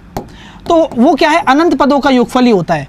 तो कैसे निकालते हैं हम उसको, a यानी कि पहली जो ऊंचाई है वो 1 माइनस आर, यानी कि कितना वो अनुपात में रिड्यूस होती जा रही है लेंथ, हाइट, वो आपकी होता है अनंत पद। इसी तरीके से अनंत पद में क्या होता है, जैसे कि मैंने एक क्या बना दिया, एक आपके सामने स्क्वायर बना दिया, इसके मिड पॉइंट को मिला दिया जाए, स्क्वायर बनाते गए, इनके मिड पॉइंट को मिला दिया, इनके मिड पॉइंट को मिला दिया, इस तरह से अनंत स्क्वायर बनेंगे।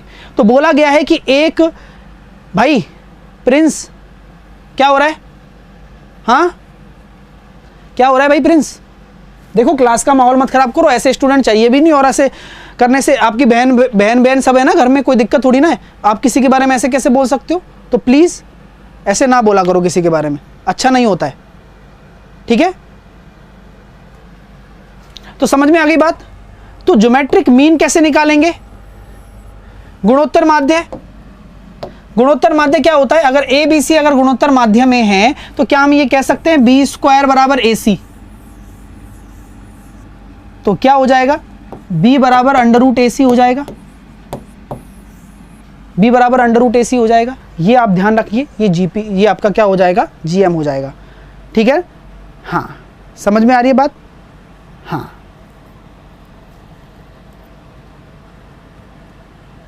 समझ में आ रही है बात। चलिए अच्छे तरीके से, इसी तरीके से आप पद मानेंगे तो इस तरीके से आप पद मान सकते हैं, A R A by R, A by R, इस तरीके से फोर्थ टर्म मानेंगे, 5 टर्म मानेंगे, तो इस तरह से आप मान सकते हैं टर्म्स को। तो ये हो गई सारी चीज़ें आपकी, हो गया ख़त्म पूरे के पूरे फॉर्मूले, ठीक है। मज़ा आया सेशन में, जल्दी से बताओ। पूरा का पूरा एडवांस मैथ मैंने रिवाइज करवा दिया है एक झलक में, इसमें से एक भी क्वेश्चन बाहर नहीं जाएगा। कितने स्टूडेंटों को मज़ा आया जल्दी से बताओ। और अब देखो, आप आराम से अब पढ़ लिया है आपने, अब आपको क्या करना है मैं बताता हूँ। आपको ये अपने फेसबुक, इंस्टाग्राम, जहाँ भी आप कुछ भी चलाते हो, अगर कुछ मानते हो मुझे और ये मेहनत आपको लग रही है कि हाँ है, तो इस वीडियो को शेयर करना है, ठीक है। तो वीडियो को शेयर करना आज आप, जिससे कि मैं देखूँगा अभी हर एक स्टूडेंट जो भी मेरे से कनेक्टेड हैं, ठीक है। तो ज़रूर शेयर करना, हर जगह शेयर करना, जिससे कि बहुत सारे बच्चे पढ़ पाएँ, क्योंकि ये आपके लिए बनाया गया है। और अगर एक टीचर क्या सोचता है, इसकी वर्थ निकल जाए, worth in the sense of कि जो ये मेहनत की गई है, बस इस मेहनत का फल मिल जाए स्टूडेंट्स को, और अच्छे से इसमें से क्वेश्चन मिल जाए। देखो मेहनत करेगा वही सक्सेसफुल होता है हमेशा, तो ये तो है नहीं कि हर कोई पढ़ के सक्सेसफुल हो जाएगा, नहीं, वो मेहनत ईमानदारी से होती है। मैंने अपनी मेहनत की, आपको दिया, अब आप कितनी मेहनत करते हैं ये आपका कर्म है ना। तो मैं आपसे यही कहूँगा कि फैला दो इसको, ठीक है। वीडियो कहाँ मिलेगी सब बताता हूँ, साथ के साथ अनअकैडमी पर मेरे कोर्स चलते हैं, आपको पता है सारे कोर्स अनअकैडमी पर मेरे चलते हैं। हर कैटेगरी में आपको हर टीचर मिल जाएगा, सभी सब्जेक्ट के सभी कोर्स मिल जाएंगे। अनअकैडमी एक लर्निंग ऐप है जिस पर आपको साहिल 10 के माध्यम से डिस्काउंट मिलता है। ये कोड जरूरी है, बस जो साहिल 10 कोड है ना, आप किसी भी सब्जेक्ट का कोई भी कोर्स ले रहे हो, किसी भी सब्जेक्ट का किसी भी कैटेगरी में, कोई भी कैटेगरी हो, अनअकैडमी में बहुत सारी कैटेगरी है, मैं अभी आपको बताऊंगा, आप साहिल 10 लगाकर उसको 10% का डिस्काउंट पा सकते हैं। अनअकैडमी पर देखो ऐप है अनअकैडमी, है ना, मैं साफ साफ दिखाना चाहूंगा आपको, एक बार देखते हैं।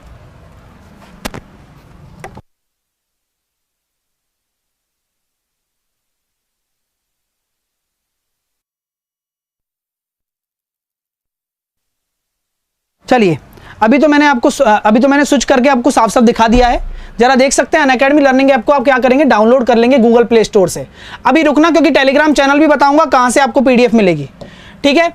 अब यहां पर अनअकैडमी लर्निंग ऐप को डाउनलोड कर लेना, इंस्टॉल कर लेना। ये बहुत सारे कैटेगरीज हैं, आप किसी भी एग्जाम की तैयारी करो, सब में एडवांस मैथ आती है, जो उपयोगी एग्जाम है।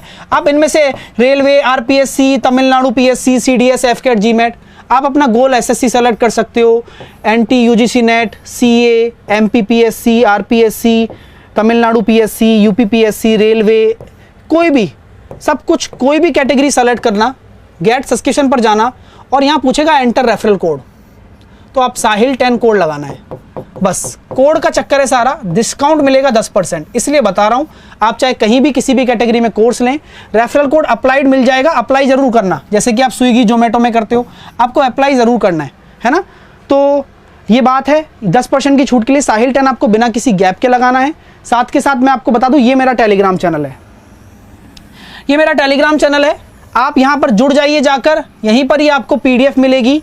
चलिए, तो ये वाली बात है, ठीक है। तो जल्दी से बताइए, मज़ा आ गया सेशन में? लाइक कर दिया सबने, शेयर कर दिया, जल्दी से बता दो। फिर उसके बाद मैं आपसे विदा लेना चाहूँगा। जिन्होंने लाइक कर दिया है वो डेफिनेटली इस वीडियो में बहुत अच्छे से सीखा होगा, बहुत अच्छे से सारी चीज़ें होंगी। ये टेलीग्राम है, मैं इसको कर दिया हूँ, व्हाट्सएप पर शेयर कर दिया, फेसबुक पर, इंस्टा पर, सब जगह शेयर कर दो। Take care, bye bye, love you all. मिलूँगा आपसे नेक्स्ट सेशन में, बाय बाय।